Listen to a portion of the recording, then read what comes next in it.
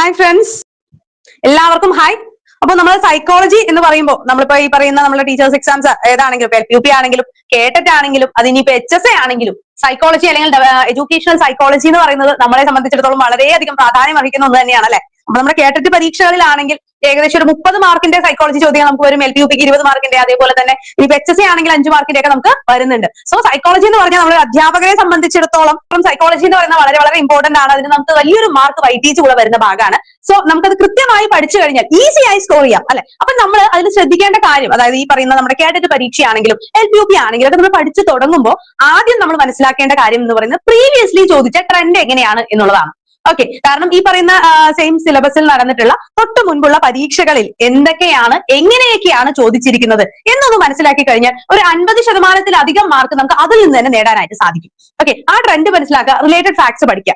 അപ്പൊ ഈ കേട്ടിട്ടൊക്കെ അതുകൊണ്ട് തന്നെയാണ് ഞങ്ങൾ എപ്പോഴും പറയുന്നത് എന്ത്, പ്രീവിയസ് ക്വസ്റ്റ്യൻ പേപ്പറിന് അതിന്റേതായ ഇമ്പോർട്ടൻസ് കൊടുക്കണം എന്ന് പറയുന്നത്. ഓക്കെ, അപ്പൊ ഞാൻ ഇപ്പൊ നിങ്ങൾക്ക് മുമ്പിലേക്ക് കൊണ്ടുവന്നിരിക്കുന്നത് കുറച്ച് പ്രീവിയസ് ക്വസ്റ്റ്യൻസ് ആണ് വിത്ത് റിലേറ്റഡ് ഫാക്ട്സ് നമുക്ക് പഠിച്ചു പോവാം. ഇത് എഫക്റ്റീവ് ആണെന്ന് തോന്നുകയാണെങ്കിൽ മാത്രം തീർച്ചയായും ഒന്ന് ലൈക്ക് ചെയ്യുക. അതോടൊപ്പം തന്നെ നിങ്ങളുടെ ക്ലാസ്സിനെ, അതായത് നമ്മുടെ ഈ ഒരു ക്ലാസ്സിനെ കുറിച്ചുള്ള നിങ്ങളുടെ അഭിപ്രായങ്ങൾ താഴെ ഒന്ന് കമന്റ് ചെയ്തിട്ട് മക്കളെ ക്ലാസ് ഇഷ്ടമാണെന്നുണ്ടെങ്കിൽ ലൈക്ക് ചെയ്യാന്ന് ഞാൻ പറഞ്ഞു. അതോടൊപ്പം തന്നെ ചാനൽ സബ്സ്ക്രൈബ് ചെയ്യാതെ ക്ലാസ്സസ് കണ്ടുകൊണ്ടിരിക്കുന്ന ആരെങ്കിലും ഉണ്ടെങ്കിൽ ഒന്ന് സബ്സ്ക്രൈബ് കൂടെ ചെയ്തിട്ട് കഴിഞ്ഞാൽ ഇത്തരത്തിലുള്ള കൂടുതൽ ക്ലാസ്സുകൾ ഉടൻ തന്നെ നിങ്ങൾക്ക് ലഭിക്കും. അതേപോലെ തന്നെ നമ്മളുടെ ഫ്രീ വാട്സ്ആപ്പ് ചാനൽ ലിങ്ക് താഴെ പ്രൊവൈഡ് ചെയ്തിട്ടുണ്ട് കേട്ടോ. ഓക്കെ അല്ലെ. അപ്പൊ ഞാനിങ്ങനെ ഒരുപാടൊന്നും പറഞ്ഞു നീട്ടുന്നില്ല. കാരണം എന്താണ്, നമ്മുടെ ആദ്യത്തെ ചോദ്യം ഇതാണ്: കുട്ടികളിലെ പഠന വിഷമതകളെ തിരിച്ചറിയാൻ ഉപയോഗപ്പെടുത്തുന്ന പരിശോധകം താഴെ പറയുന്നവയിൽ ഏത്? ഓക്കെ, അതായത് ഈ പറയുന്ന കുട്ടികളുടെ പുറകിലേക്ക് വരുന്നതിന് അല്ലെ, നമ്മൾ പഠിക്കാതെ കുറച്ച് ആളുകളൊക്കെ പുറകിലോട്ട് വരുന്നുണ്ട്. നമ്മുടെ ക്ലാസ് നമ്മളിപ്പോ പഠിപ്പിക്കുന്നത് 40 ആളുടെ ക്ലാസ് ആണെങ്കിൽ പോലും അവിടെ എല്ലാവരും പഠിക്കുകയോ ഇല്ല. പഠിക്കുന്ന കുട്ടികളുടെയൊക്കെ ക്രെഡിറ്റ് പഠിക്കുന്ന കുട്ടിക്കും അധ്യാപകനും മാത്രം. പഠിക്കാത്ത കുട്ടിയുടെ മോശം, പഠിക്കാത്ത കുട്ടിയുടെ പ്രശ്നമാണ് എന്ന് പറഞ്ഞ് തരം താഴ്ത്താൻ പറ്റുമോ? ഇല്ല. അത് ആരുടെയാണ്? അതിനും കൂട്ടുത്തരവാദിത്തമാർക്കുണ്ട്, അധ്യാപകരായ നമ്മൾ ഓരോരുത്തർക്കും അല്ലെ. അപ്പൊ ഈ പറയുന്ന പ്രശ്നങ്ങൾ എന്തൊക്കെയാണെന്ന് കണ്ടെത്തണ്ടേ, അതിനായി ഉപയോഗിക്കുന്നത് എന്ത് എന്നുള്ളതാണ് ചോദിച്ചിരിക്കുന്നത്. അപ്പൊ കുട്ടികളുടെ പോരായ്മകൾ അല്ലെങ്കിൽ പഠനത്തിലെ പിന്നോക്കാവസ്ഥ, വിഷമതകളെ മനസ്സിലാക്കുന്നതിനായി നമ്മൾ നടത്തുന്ന പരീക്ഷകളെ നമ്മൾ എന്തെന്ന് പറയും? ഡയഗ്നോസ്റ്റിക് ടെസ്റ്റ് അഥവാ നിതാന്ത ചോദകം എന്ന് പറയും. ഒന്ന് പഠിച്ചു വെച്ചിരിക്കുക. ഡയഗ്നോസ്റ്റിക് ടെസ്റ്റ് അഥവാ നിതാന്ത ചോദകം. ഈ ഡയഗ്നോസ്റ്റിക് ടെസ്റ്റ് എപ്പോഴാണ് നടത്തുന്നത്? അത് വളരെ പ്രധാനപ്പെട്ട ഒരു ചോദ്യമാണ് അല്ലെ. ഡയഗ്നോസ്റ്റിക് ടെസ്റ്റുകൾ എപ്പോഴാണ് നടത്തുക? അതായത് ഈ പറയുന്ന കുട്ടിക്ക് എന്തെങ്കിലും വിഷമതകൾ ഉണ്ടോ, അല്ലെങ്കിൽ ആ കുട്ടിയുടെ പ്രശ്നം, പ്രീവിയസ് നോളജ് എങ്ങനെയാണ് എന്നുള്ളതൊക്കെ നമുക്ക് ചെക്ക് ചെയ്യാനാണ് കേട്ടോ ഈ പറയുന്ന ഡയഗ്നോസ്റ്റിക് ടെസ്റ്റ് നടത്തുന്നത്. ഈ അച്ചീവ്മെന്റ് ടെസ്റ്റ് അല്ലെ. അച്ചീവ്മെന്റ് ടെസ്റ്റ് എന്ന് വെച്ചാൽ എന്താ? ആ കുട്ടി എന്തൊക്കെ സ്കിൽസ് ആണ് അവിടെ നേടിയെടുത്തത്, എന്തൊക്കെയാണ് ആ കുട്ടി അവിടെ മനസ്സിലാക്കിയത്, അവന്റെ അച്ചീവ്മെന്റിന്റെ ലെവല് നമ്മൾ മെഷർ ചെയ്യുന്നതാണ് എന്ന് പറയുന്നത് അച്ചീവ്മെന്റ് ടെസ്റ്റ് എന്ന് പറയുന്നത്. ഇനി പ്രോഗ്നോസ്റ്റിക് ടെസ്റ്റും ബുദ്ധിശോധകവും തന്നിട്ടുണ്ട് അല്ലെ. എന്താണ് ഈ പ്രോഗ്നോസ്റ്റിക് ടെസ്റ്റ് എന്ന് പറയുന്നത്? അതായത് ഈ പറയുന്ന കൊച്ച് ഭാവിയിൽ ഏതൊക്കെ മേഖലകളിൽ സക്സസ് കൈവരിക്കാൻ അവന് സാധിക്കും എന്നുള്ളത് മുൻപ് മനസ്സിലാക്കുന്നതിനെയാണ് പ്രോഗ്നോസ്റ്റിക് ടെസ്റ്റ് എന്ന് പറയുന്നത്. ഈ പ്രോഗ്നോസ്റ്റിക് ടെസ്റ്റ് എന്ന് പറഞ്ഞാൽ ശരിക്കും മെഡിക്കൽ ഫീൽഡിലുള്ള ഒരു ടേം ആണ് കേട്ടോ. ഈ മെഡിക്കൽ ഫീൽഡിൽ പ്രോഗ്നോസ്റ്റിക് ടെസ്റ്റ് എന്ന് പറഞ്ഞാൽ അർത്ഥമാക്കുന്നത് എന്താണെന്നറിയാവോ? അതായത് പ്രോഗ്നോസ്റ്റിക് ടെസ്റ്റ് എന്ന് പറയുമ്പോൾ നമ്മുടെ ഈ എന്തെങ്കിലുമൊക്കെ രോഗങ്ങൾ ഇനി ഹെറിഡിറ്ററി ആയിട്ട് ആ കുട്ടിക്ക് ഭാവിയിൽ എന്തെങ്കിലും, ഇപ്പൊ രോഗത്തിന്റെ ഒരു അവസ്ഥ ഉണ്ടാവില്ല, ഇപ്പൊ രോഗം ഉണ്ടെങ്കിൽ അത് ഡയഗ്നോസ്റ്റിക് ടെസ്റ്റ് ആണ് കേട്ടോ, അത് തിരിച്ചറിയാൻ വേണ്ടിയിട്ട്. അതല്ലാതെ ഭാവിയിൽ അവന് എന്തെങ്കിലും രോഗം വരാൻ സാധ്യതയുണ്ടോ എന്ന് കണ്ടെത്തുന്നതിനായിട്ടുള്ള ടെസ്റ്റുകളെയാണ് പ്രോഗ്നോസ്റ്റിക് ടെസ്റ്റ് എന്ന് മെഡിക്കൽ ഫീൽഡുകളിൽ പറയാം. അതല്ല ഇത് കേട്ടോ. ഇത് എഡ്യൂക്കേഷണൽ സൈക്കോളജിയുടെ ഭാഗത്തേക്ക് വരുമ്പോൾ പ്രോഗ്നോസ്റ്റിക് ടെസ്റ്റ് എന്ന് പറയുന്നത് എന്താണ്? അതായത് അവന് ഭാവിയിൽ ഏതൊക്കെ മേഖലകളിലാണ് ശോഭിക്കാനായി സാധിക്കുക എന്നുള്ളതാണ്. അതേപോലെ തന്നെ ഈ ടെസ്റ്റുകളെ കുറിച്ച് പഠിക്കുന്ന സമയത്ത് നമ്മൾ പഠിക്കേണ്ട വളരെ പ്രധാനപ്പെട്ട എന്നാൽ എല്ലാ പരീക്ഷകളിലും എടുത്തു ചോദിക്കുന്ന 2 ടെസ്റ്റുകളുണ്ട്. ഏതൊക്കെയാണ് മക്കളെ? അത് കമന്റ് ചെയ്തേ. ഏതൊക്കെയാണ് അത്? 2 ടെസ്റ്റ് ഏത് എക്സാം എടുത്താലും ചോദിക്കും അല്ലെ. ഏതൊക്കെയാണത്? ശരി, ടെസ്റ്റ് വേണ്ട, അസസ്മെന്റ് എന്ന് പറഞ്ഞ വാക്ക് പറഞ്ഞാൽ നിങ്ങൾക്ക് ആ വാക്ക് ഓർമ്മ വരും. എന്താണ്? സമ്മേറ്റീവ് ആൻഡ് ഫോർമേറ്റീവ് അസസ്മെന്റ് അല്ലെ. അപ്പൊ ഇതിന്റെ ഡിഫറൻസ് എല്ലാ പരീക്ഷകളും ചോദിക്കാറുണ്ട്. മിനിമം ഒരു എക്സാമ്പിൾ എങ്കിലും എടുത്ത് ചോദിക്കും അല്ലെ. അപ്പൊ എന്താണ് ഫോർമേറ്റീവ് അസസ്മെന്റ് അല്ലെ? നമുക്ക് റിലേറ്റീവ് പറഞ്ഞു പോകുമ്പോഴല്ലേ ആ ഒരു സുഖം അല്ലെ. റിലേറ്റീവ് ഒക്കെ പറഞ്ഞ് സമാധാനത്തിൽ പഠിക്കുമ്പോഴാണ് അതിന് അതിന്റേതായ ഒരു പൂർണ്ണത വരുന്നത്. കുറെ ചോദ്യങ്ങൾ വായിച്ച് ഉത്തരം പറയാനാണെങ്കിൽ നിങ്ങൾക്ക് പ്രീവിയസ് ക്വസ്റ്റ്യൻ പേപ്പർ ഡൗൺലോഡ് ചെയ്ത് വായിച്ചാൽ പോരെ അല്ലെ.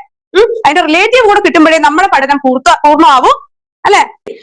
അപ്പൊ നമ്മുടെ റിലേറ്റീവ് ഫാക്ട്സ് പറയുന്നതൊക്കെ ഇഷ്ടമാവാണ്, നമുക്ക് യൂസ്ഫുൾ ആവുന്നുണ്ട് തോന്നുകയാണെങ്കിൽ തീർച്ചയായും ക്ലാസ്സുകളൊക്കെ ഒന്ന് ലൈക്ക് ചെയ്യുക. അതോടൊപ്പം തന്നെ നിങ്ങളുടെ അഭിപ്രായങ്ങൾ ഒന്ന് കമന്റ് ചെയ്യാൻ മറക്കരുത് കേട്ടോ.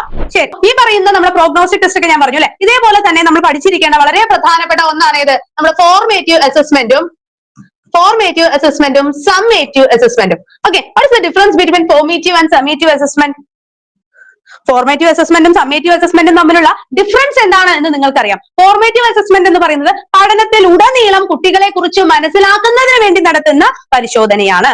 അല്ലെ? പഠനത്തിലുടനീളം കണ്ടിന്യൂസ് ആയിട്ട് കുട്ടി എന്ത് പഠിച്ചു എന്ന് കണ്ടിന്യൂസ്ലി വെരിഫൈ ചെയ്ത് പോകുന്നതാണ് എന്തെന്ന് പറയുന്നത് ഫോർമേറ്റീവ് അസസ്മെന്റ്. ഇപ്പൊ ക്ലാസ് കഴിഞ്ഞാൽ നമ്മളൊന്ന് ചോദ്യം ചോദിക്കും അല്ലെ മക്കളോട് എന്ത് ചോദിക്കും? ഇന്ന് പഠിച്ച കാര്യങ്ങളിൽ നിന്നും എന്ത് ചെയ്യും? അപ്പൊ ഒരു 1-2 ചോദ്യങ്ങൾ എടുത്ത് ചോദിക്കും, അവർ പറയും ആ രീതിയിൽ അല്ലെ. അല്ലെങ്കിൽ ചെറിയ കുഞ്ഞു ക്വിസ് ഒക്കെ നടത്തും. ഇതെന്താണ്? ഫോർമേറ്റീവ് അസസ്മെന്റ് ആണ്. ഇപ്പൊ ആ ഒരു വർഷം മുഴുവൻ കഴിഞ്ഞ് ഒരു ആനുവൽ പരീക്ഷ നമ്മൾ കണ്ടക്ട് ചെയ്യാണ്, വാർഷിക പരീക്ഷ നമ്മൾ കണ്ടക്ട് ചെയ്യാണ്. അതെന്താണ്? അത് സമ്മേറ്റീവായി ടോട്ടലായി ആ ഒരു യൂണിറ്റ് കഴിഞ്ഞു, അല്ലെങ്കിൽ ആ ഒരു വർഷം കഴിയുമ്പോൾ അവസാനം നടത്തുന്ന പരീക്ഷയാണ് എന്തെന്ന് പറയുന്നത് സമ്മേറ്റീവ്. അപ്പൊ എൻഡ് ഓഫ് ദ കോഴ്സ് ആണ് എന്ന് പറയുന്നത് സമ്മേറ്റീവ് എന്ന് പറയുന്നത്. അത് കിട്ടിയോ? ഓക്കെ, ഇത് ഈ ഡിഫറൻസ് വളരെ പ്രധാനപ്പെട്ടതാണ്, എല്ലാ പരീക്ഷകളിലും എടുത്ത് ചോദിക്കാറുമുണ്ട്. ഓക്കെ, അടുത്ത ചോദ്യത്തിലേക്ക് പോട്ടെ. അടുത്ത കാര്യം, ഏറ്റവും ദൃഢബന്ധമുള്ള ഗ്രൂപ്പ് താഴെ പറയുന്നവയിൽ ഏതാണ്? നമ്മളുടെ പിയാഷയുടെ തിയറി പ്രകാരം അല്ലെങ്കിൽ നമ്മുടെ വൈഗോട്സി ഒക്കെ പറയുന്ന പ്രകാരം നമ്മളുടെ ഓരോ മനുഷ്യന്റെയും ഡെവലപ്മെന്റ്സ് എന്ന് പറയുന്നത് സോഷ്യലി ഇന്ററാക്ട് ചെയ്തുകൊണ്ടും, അല്ലെങ്കിൽ ഡെവലപ്മെന്റ് എന്ന് പറയുന്നത് എന്താണ്? സോഷ്യൽ അതേപോലെ തന്നെ ജനറ്റിക്കിന്റെയും എൻവയോൺമെന്റിന്റെയും ഫുൾ ആ ഒരു കോൺട്രിബ്യൂഷൻസ് കൊണ്ടാണ് ഓരോ ഡെവലപ്മെന്റുകളും ഉണ്ടാവുന്നത് എന്നാണ് പറയപ്പെടുന്നത് അല്ലെ. അപ്പൊ ഈ പറയുന്ന ഏറ്റവും ദൃഢബന്ധമുള്ള ഗ്രൂപ്പ് എന്ന് പറയുമ്പോൾ നമ്മുടെ ഈ സോഷ്യലി നമ്മൾ അഡ്ജസ്റ്റ് ആകുമ്പോൾ as A human, as A social being നമ്മൾ എന്താണ്, അതിന് ഒരുപാട് കമ്മിറ്റ്മെന്റുകളും ഒരുപാട് ഗ്രൂപ്പും നമ്മൾക്കുണ്ട് അല്ലെ. അപ്പൊ ഈ സോഷ്യൽ വെൽബീയിങ്ങിനായിട്ട് ഈ പറയുന്ന ഗ്രൂപ്പുകളെല്ലാം അത്യന്താപേക്ഷിതമാണ് എന്നുള്ളത് നമ്മൾ മനസ്സിലാക്കേണ്ട കാര്യം തന്നെയാണ്.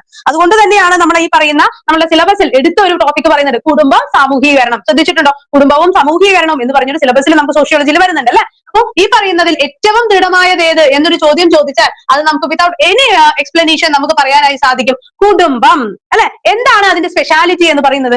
ഓരോരുത്തരും സ്കൂളിലേക്ക് വരുന്നതിന് മുമ്പ് അല്ലെ, സ്കൂളിലെ കുട്ടിക്ക് ഓരോ കാര്യം കുട്ടി പഠിച്ചു തുടങ്ങുന്നത് സ്കൂളിൽ നിന്നാണ് എന്ന് പറയും സാധാരണ. പക്ഷെ ആണോ? അല്ല. കുട്ടി ഓരോ കാര്യം സ്റ്റാർട്ട് ചെയ്യുന്നത്, എന്താണ് ലോകം എന്ന് മനസ്സിലാക്കുന്നത് എവിടെ നിന്നാണ്? അവന്റെ വീട്ടിൽ നിന്നാണ് അല്ലെ. വീട്ടിൽ നിന്നാണ് ഏറ്റവും ദൃഢമുള്ള ബന്ധം. മറ്റേത് റിലേഷൻഷിപ്പും നമുക്ക് മാറ്റി വെക്കാൻ, വേണ്ടാന്ന് വെക്കാം. പക്ഷെ ഫാമിലി അങ്ങനെയാണോ? അല്ല. ഫാമിലിയിൽ നിന്നാണ് ഒരു കുട്ടി ജനിച്ച് വീഴുമ്പോഴാണ് അവൻ അവിടെ നിന്നാണ് സംസാരിക്കാൻ പഠിക്കുന്നത്, ഫുഡ് കഴിക്കാൻ പഠിക്കുന്നത്, സോഷ്യലി ബിഹേവ് ചെയ്യാൻ പഠിക്കുന്നത്, എല്ലാം അവന്റെ വീട്ടിൽ നിന്നാണ് അല്ലെ. അപ്പൊ ഏറ്റവും ദൃഢബന്ധമുള്ള ഗ്രൂപ്പ് എന്ന് പറയുന്നത് ഏതാണ് മക്കളെ? അത് കുടുംബമാണ്.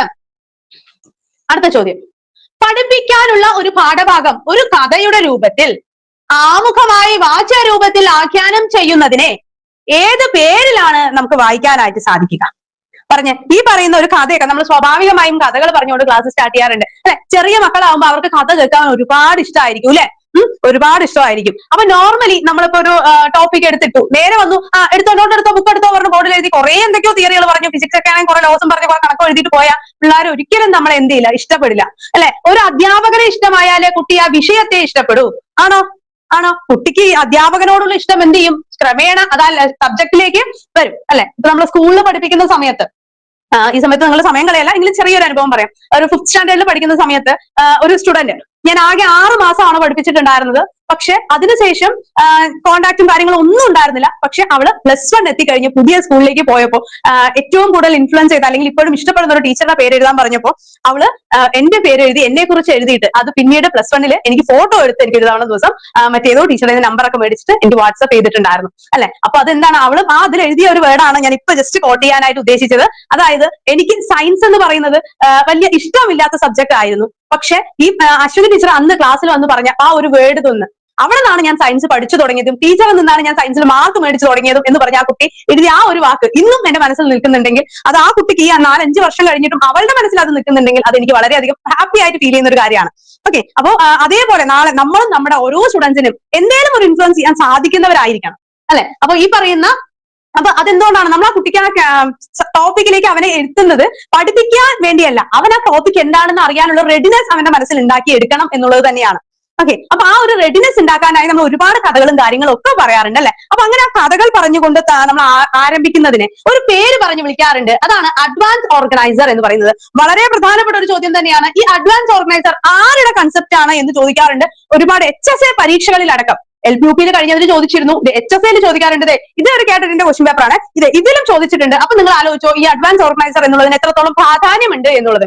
ഓക്കെ, ഈ ഒരു കൺസെപ്റ്റ് ആരുടെ കൺസെപ്റ്റ് ആണ്? ഡേവിഡ് ഓസ്ബെല്ലിന്റെ കൺസെപ്റ്റ് ആണ്. ഓക്കെ, ഡേവിഡ് ഓസ്ബെല്ലിന്റെ കൺസെപ്റ്റ് വളരെ ഇമ്പോർട്ടന്റ് ആണ് കേട്ടോ. ഡേവിഡ് ഓസ്ബെല്ലിന്റെ കൺസെപ്റ്റ് ആണ് അഡ്വാൻസ് ഓർഗനൈസർ എന്ന് പറയുന്നത്. ഡേവിഡ് ഓസ്ബെല്ലിന്റെ കൺസെപ്റ്റ് ആണ്. ശരി, ഇനി ആഗമന രീതി അഥവാ ഇൻഡക്റ്റീവ് അപ്രോച്ച് എന്ന് താഴെ തന്നിട്ടുണ്ട് അല്ലെ. നിങ്ങൾ ശ്രദ്ധിച്ചാൽ മനസ്സിലാവും, എല്ലാ പരീക്ഷയിലും കേട്ടതിന്റെ ഏത് എക്സാം എടുത്ത് നിങ്ങൾ നോക്കിയാലും, LPUPയുടെ ഏത് എക്സാം എടുത്ത് നോക്കിയാലും ഈ ഇൻഡക്റ്റീവ് അപ്രോച്ച് അഥവാ ആഗമന രീതിയെ കുറിച്ച് നിങ്ങൾക്ക് കാണാനായിട്ട് സാധിക്കും അല്ലെ. ഇൻഡക്റ്റീവ് അപ്രോച്ച് ഇൻഡക്റ്റീവ് അപ്രോച്ച് അഥവാ ആഗമന രീതിയെ കുറിച്ച് നിങ്ങൾക്ക് കാണാനായിട്ട് സാധിക്കും. ഈ ആഗമന രീതി എന്ന് പറയുന്നത് എന്താണ് മക്കളെ സ്പെഷ്യാലിറ്റി? ഞാനൊരു ചെറിയൊരു കോഡ് പറഞ്ഞു തരാം. നിങ്ങൾ ഇനി ആ കോഡ് ഉപയോഗിച്ചാണോ പഠിച്ചതെന്ന് എനിക്കറിയില്ല. ഓക്കെ, അപ്പൊ ഞാനിത് പറഞ്ഞു തരാം. അങ്ങനെ പഠിച്ചിട്ടുള്ളവരുണ്ടെങ്കിൽ DGP. അതായത് ഡിഡക്റ്റീവ് അപ്രോച്ച് എന്ന് പറയുന്നത് ജനറൽ ടു സ്പെസിഫിക് ആണ്, അല്ലെങ്കിൽ ജനറൽ ടു പെർട്ടിക്കുലർ ആണ്. ഡിഡക്റ്റീവ് അപ്രോച്ച് എന്ന് പറയുന്നത് ജനറൽ ടു പെർട്ടിക്കുലർ ആണ്. അതാണ് DGP എന്ന് പറയുന്നത്. അങ്ങനെ ഏതെങ്കിലും ഒന്ന് പഠിച്ചു വെക്കുക. നിർബന്ധമായി ഞാൻ പറയുന്നു ഒരെണ്ണം പഠിച്ചാൽ മതി, രണ്ടും കൂടെ പഠിച്ച അവിയൽ പോലെ ആക്കരുത്. ഓക്കെ, കാരണം വെച്ചാൽ രണ്ടും പഠിക്കും. എക്സാമിന് പോകുമ്പോൾ ഇതിലേതാ ദൈവമേ, I ആണോ D ആണോ G ആണോ P ആണോ ഒന്നും എനിക്ക് അറിയുന്നില്ലല്ലോ എന്നൊരു കൺസെപ്റ്റിലേക്ക് വരും. ഈ DGP മാത്രം പഠിച്ചു വെക്കുക. Deductive general to particular, general to particular. ഈ ആഗമന രീതി അഥവാ ഇൻഡക്റ്റീവ് അപ്രോച്ച് എന്ന് പറയുമ്പോൾ സ്വാഭാവികമായിട്ടും എന്തായിരിക്കും? കുട്ടി എക്സാമ്പിളുകളിൽ നിന്നും അല്ലെ, എക്സാമ്പിളുകളിൽ നിന്നും ആ ഒരു കൺസെപ്റ്റിലേക്ക് അവനെ എത്തിക്കുന്ന രീതി.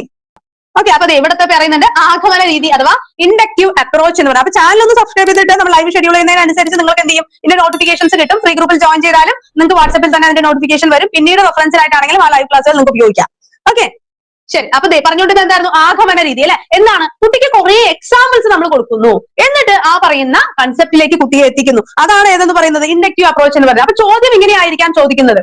ഓക്കെ, എന്താണ് രാജു അല്ലെങ്കിൽ ആരാണ് രാധ അല്ലെ? നമുക്ക് ഏറ്റവും പെട്ടെന്ന് മനസ്സിൽ വരുന്ന പേരുകളാണ് രാജുവും രാധയും. 90s കിഡ്സ് ആണോ? ഉണ്ടോ? 90s കിഡ്സിനൊക്കെ ഞങ്ങൾ അങ്ങനെയാണ്.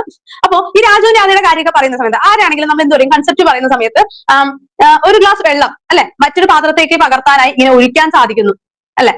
അത് അതേപോലെ പിന്നെ മണ്ണെണ്ണ മറ്റൊരു ക്യാനിലേക്ക് നമുക്ക് ഒഴിക്കാൻ സാധിക്കുന്നു. അതെ, പെട്രോൾ ഒരു ക്യാനിൽ നിന്ന് മറ്റൊരു ക്യാനിലേക്ക് ഒഴിക്കാൻ സാധിക്കുന്നു. വെളിച്ചെണ്ണ ഒരു ഭാഗത്ത് നിന്ന് മറ്റൊരു ഭാഗത്തേക്ക് ഒഴിക്കാൻ സാധിക്കുന്നു. അപ്പൊ ഇതെല്ലാം നമ്മൾ മനസ്സിലാക്കുമ്പോൾ ഇതിനെല്ലാത്തിനും കോമൺ ആയി ഒഴുകുക എന്ന ക്യാരക്ടറിസ്റ്റിക്സ് ഉണ്ട് എന്നും, അപ്പൊ ഒഴുകുക എന്നുള്ളത് ദ്രാവക പദാർത്ഥങ്ങളുടെ ഒരു ക്യാരക്ടർ ആണ് എന്നുള്ളതും എങ്ങനെ മനസ്സിലാക്കും? ഇതിനെയാണ് നമ്മൾ സ്റ്റെപ്പ് ബൈ സ്റ്റെപ്പ് അനാലിസിസിലൂടെ എക്സാമ്പിളുകളിൽ നിന്നും നമ്മൾ എവിടത്തേക്ക് എത്തുന്നത്? ദ്രാവകത്തിന്റെ ഈ പറയുന്ന ഫ്ലോയിങ് എന്ന ക്യാരക്ടറിസ്റ്റിക്സിലേക്ക് എത്തുന്നത്. അപ്പൊ ലിക്വിഡ് ഫ്ലോസ് എന്നൊരു കൺസെപ്റ്റിലേക്ക് കുട്ടിയെ നമ്മൾ എത്തിക്കുന്നത് എങ്ങനെയാണ്?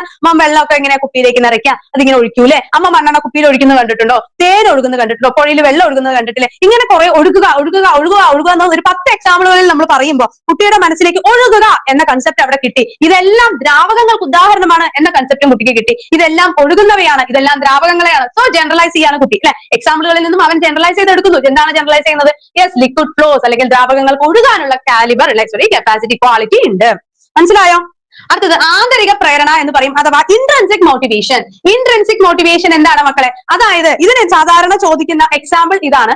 നമുക്ക് പരീക്ഷകളിൽ ഒരുപാട് തവണ ചോദിച്ചിട്ടുള്ളതാണ്. ഇപ്പൊ LPUP HSM കേട്ടൊക്കെ എഴുതി എന്റെ മക്കൾ അറിയാം എന്താണ് ഇൻട്രൻസിക് മോട്ടിവേഷൻ. അതായത് ഒരു കുട്ടിക്ക് ബാഹ്യമായ മറ്റു പ്രേരണകളൊന്നും ഇല്ല. അവൻ എന്ത് ചെയ്യുന്നുണ്ട്? ഇല്ല, എനിക്ക് ഈ പറയുന്ന ഓണ പരീക്ഷയ്ക്ക് ഫുൾ മാർക്ക് മേടിക്കണം എന്ന് ഒരു മനസ്സിലൊരു തോന്നൽ വരുന്നു. അവൻ ഇരുന്ന് രാവും പകലും ഇല്ലാതെ പഠിക്കുന്നു, ഫുൾ മാർക്ക് മേടിക്കുന്നു. അവന് നമ്മൾ ആരെങ്കിലും ചോക്ലേറ്റ് വാങ്ങി തരാനോ മിഠായി മേടിച്ചു തരാനോ പറഞ്ഞിട്ടാണോ? അല്ല, അവന് സ്വയം തോന്നുകയാണ്, ഇല്ല ഇത്തവണ ഞാൻ തോറ്റു കൊടുക്കാൻ പാടില്ല, ഞാൻ എന്ത് ചെയ്യണം? ഫുള്ളും എന്ത് ചെയ്യണം മക്കളെ? ഞാൻ ഫുൾ മാർക്ക് മേടിച്ചിരിക്കും എന്ന് അവന് സ്വന്തമായി തോന്നുന്നു, അവൻ വാങ്ങുന്നു. അങ്ങനെ ഒരു ആന്തരികമായി ഉള്ളിന്ന് തോന്നുകയാണ്, ഞാൻ ഇനി പഠിക്കണം, നല്ല കുട്ടിയാവണം, നല്ല മാർക്ക് മേടിക്കണം എന്നൊക്കെ തോന്നുന്നു. അതില്ല, ആ ഉള്ളിന്ന് വരുന്നൊരു ഫീൽ, അത് തന്നെയാണ് ഇൻട്രൻസിക് മോട്ടിവേഷൻ എന്ന് പറയുന്നത്. ഓക്കെ, ശരിക്കും പറഞ്ഞു കഴിഞ്ഞാൽ ഇൻട്രൻസിക് മോട്ടിവേഷൻ തന്നെയാണ് മക്കളെ ദ ബെസ്റ്റ് എന്ന് പറയുന്നത്. നമ്മൾ നമ്മുടെ വീട്ടിലെ കഷ്ടവും നമ്മുടെ കാര്യങ്ങളും നമ്മുടെ പ്രശ്നം നമ്മളെക്കാൾ കൂടുതൽ അറിയുന്ന ഒരാളും ഇല്ല അല്ലെ? അപ്പൊ ആ മനസ്സിലുള്ള പ്രശ്നങ്ങൾ മനസ്സിലാക്കിക്കൊണ്ട് നമ്മൾ പഠിക്കാൻ തുടങ്ങിയാൽ നമ്മളെ പുറകിലേക്ക് വലിക്കാൻ ആർക്കും സാധിക്കില്ല. ഇപ്പൊ ഞാൻ ഇവിടെ നിന്ന് നിങ്ങളെ കുറെ മോട്ടിവേറ്റ് ചെയ്തു. എന്റെ ഈ ക്ലാസ് കഴിയും ഇപ്പൊ തോന്നും, അയ്യോ ഞാൻ പഠിക്കണം, അടുത്ത ലിസ്റ്റിലേക്ക് ഉറപ്പായും വരാൻ തോന്നും. ചിലപ്പോൾ ഈ ഒരു ചോട് കൊണ്ട് 2 ദിവസം പഠിക്കും, 3-ാമത്തെ ദിവസം പിന്നെ ഞാൻ വരുമോ മോട്ടിവേറ്റ്, മക്കളെ പഠിച്ചോ, പഠിക്കുന്നുണ്ടോ ഇല്ല അല്ലെ? അപ്പൊ ഈ പറയുന്ന എല്ലാപ്പോഴും ഞാൻ പുറകെ നടന്ന് മോട്ടിവേറ്റ് ചെയ്യുന്നതിനേക്കാളും എത്രയോ പവർ കൂടുതലാണ് എന്തെന്ന് പറയുന്നത് നിങ്ങൾക്ക് സ്വയം എനിക്ക് പഠിക്കണം, റാങ്കിലേക്ക് എത്തണം എന്നുള്ള തോന്നൽ. അതാണ് ഇൻട്രൻസിക് മോട്ടിവേഷൻ എന്ന് പറയുന്നത്. ഇനി അന്വേഷണ പരിശീലനം, ഇൻക്വയറി ട്രെയിനിങ് എന്ന് പറയും അല്ലെ? റിച്ചാർഡ് ഷൂമാന്റെ ആണ് എന്ത് പറയുന്നത്? ചോദിക്കണ്ടോ? HSA ഒക്കെ എഴുതിയ ആളുകൾ ഉണ്ടെങ്കിൽ അറിയാം അല്ലെ? HSAക്ക് ഈ പറയുന്ന ആളുടെ ഒരു മാച്ച് ദ ഫോളോയിങ് തന്നെ കഴിഞ്ഞ തവണ 2022 നടന്ന HSAക്ക് ചോദിച്ചിട്ടുണ്ട് അല്ലെ? അപ്പൊ ഈ റിച്ചാർഡ് ഷൂമാന്റെ അന്വേഷണ പരിശീലനം എന്താണ് മക്കളെ കൺസെപ്റ്റ് ആക്കുന്നത്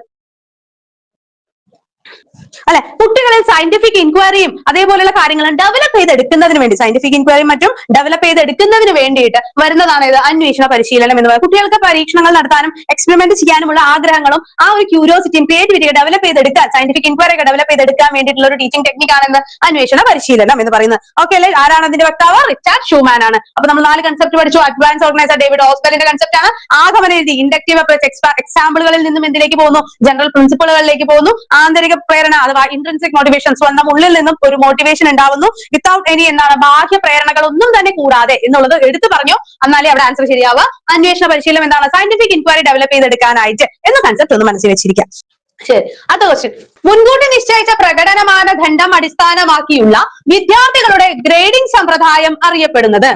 അതായത് മുൻപ് തന്നെ നിശ്ചയിച്ചു ഇത്ര മാർക്കിന് മുകളിലുള്ളവര് പാസ്, അതിൽ താഴെയാണെങ്കിൽ ഫെയിൽ, അല്ലെങ്കിൽ അവർക്ക് ഗ്രേഡിംഗ് ഇല്ല, അല്ലെ? അങ്ങനെ ഒരു ഇതോട് കൂടിയിട്ടാണ് ചെയ്യുന്നതെങ്കിൽ അതിനെ നമ്മൾ ആബ്സല്യൂട്ട് ഗ്രേഡിംഗ് എന്ന് പറയും, അല്ലെ? മുൻപ് നിശ്ചയിച്ച ഒരു വരയോട്, അല്ലെ, മുൻപ് നിശ്ചയിച്ച ഒരു ക്രൈറ്റീരിയ മനസ്സിലാക്കിക്കൊണ്ട് പാസും ഫെയിലും ഗ്രേഡിംഗും തീരുമാനിക്കുകയാണെങ്കിൽ അതെന്താണ്? ആബ്സല്യൂട്ട് ഗ്രേഡിംഗ് ആണ്. ആബ്സല്യൂട്ട് ഗ്രേഡിംഗ് ആണ്. ശരി, നമ്മുടെ PSC ഒക്കെ നടത്തുന്ന പരീക്ഷകൾ ആബ്സല്യൂട്ട് അതെ, ഈ ആബ്സല്യൂട്ട് ഗ്രേഡിംഗിന് ഒരു എക്സാമ്പിൾ ഞാൻ പറഞ്ഞുതരാം. അതാണ് നമ്മുടെ കാറ്ററ്റ് പരീക്ഷ. എന്ന് പറഞ്ഞു, OBC ആണോ നിങ്ങൾ 82 മാർക്ക് മേടിച്ചാൽ പാസ്സായി, ജനറൽ ആണെങ്കിൽ 90 മേടിച്ചാൽ പാസ്സായി, അല്ലെ? എന്താണ് മുൻകൂട്ടി ഒരു പരീക്ഷ ടഫ് ആണെങ്കിലും ഈസി ആണെങ്കിലും എങ്ങനെയാണെങ്കിലും 82, 90 സ്കോർ ചെയ്തോ നിങ്ങൾ കാറ്ററ്റ് ക്വാളിഫൈഡ് ആയി. ഇതാണ് എന്ത്? ആബ്സല്യൂട്ട് ഗ്രേഡിംഗ്, അല്ലെ? ഇത്ര ഉണ്ടോ നിങ്ങൾ പാസ്സായി. പക്ഷെ റിലേറ്റീവ് ഗ്രേഡിംഗ് എന്താണ്? നമ്മുടെ PSC പരീക്ഷ, അല്ലെ? നമ്മൾ എഴുതാൻ പോകുന്ന HSA, LP, UP ഒക്കെ എന്താണ്? ഇല്ല, ഇനിയിപ്പോ നമ്മുടെ കിരൺ പറഞ്ഞ SI, അല്ലെ? ഇതെല്ലാം എന്താണ്? നമ്മളോട് പറയും നിങ്ങൾ ഈ പറയുന്ന ഉള്ള ഒഴിവുകൾ 40 ആണ്. അപ്പൊ ഞങ്ങൾ എടുക്കാൻ ഉദ്ദേശിച്ചിരിക്കുന്നത് അതിന്റെ ഒരു 2 ഇരട്ടി അല്ലെങ്കിൽ 3 ഇരട്ടി ആളുകളെയാണ് ലിസ്റ്റിലേക്ക് ഉൾപ്പെടുത്താനായി ആഗ്രഹിക്കുന്നത്. അപ്പൊ 120-ൽ ആദ്യത്തെ 120 ആളുകൾക്ക് റാങ്ക് ലിസ്റ്റിലുണ്ട്, ബാക്കിയുള്ളവർക്കില്ല. അതിപ്പോ ആദ്യത്തെ കുട്ടി വാങ്ങിയത് 90 മാർക്ക് ആണെങ്കിലും, അല്ല, ഇനി ആദ്യത്തെ കുട്ടി വാങ്ങിയത് 20 മാർക്ക് ആണെങ്കിലും ഒരു കട്ട് ഓഫ് അതിനുശേഷം നിശ്ചയിക്കുന്നു, അല്ലെ? 120 ആൾ എവിടെ തകയുന്നു അവിടെ കട്ട് ചെയ്തു, അങ്ങനെയല്ലേ? അതാണ് നമ്മുടെ റിലേറ്റീവ് ഗ്രേഡിംഗ് എന്ന് പറയുന്നത്. ഓക്കെ ആണോ?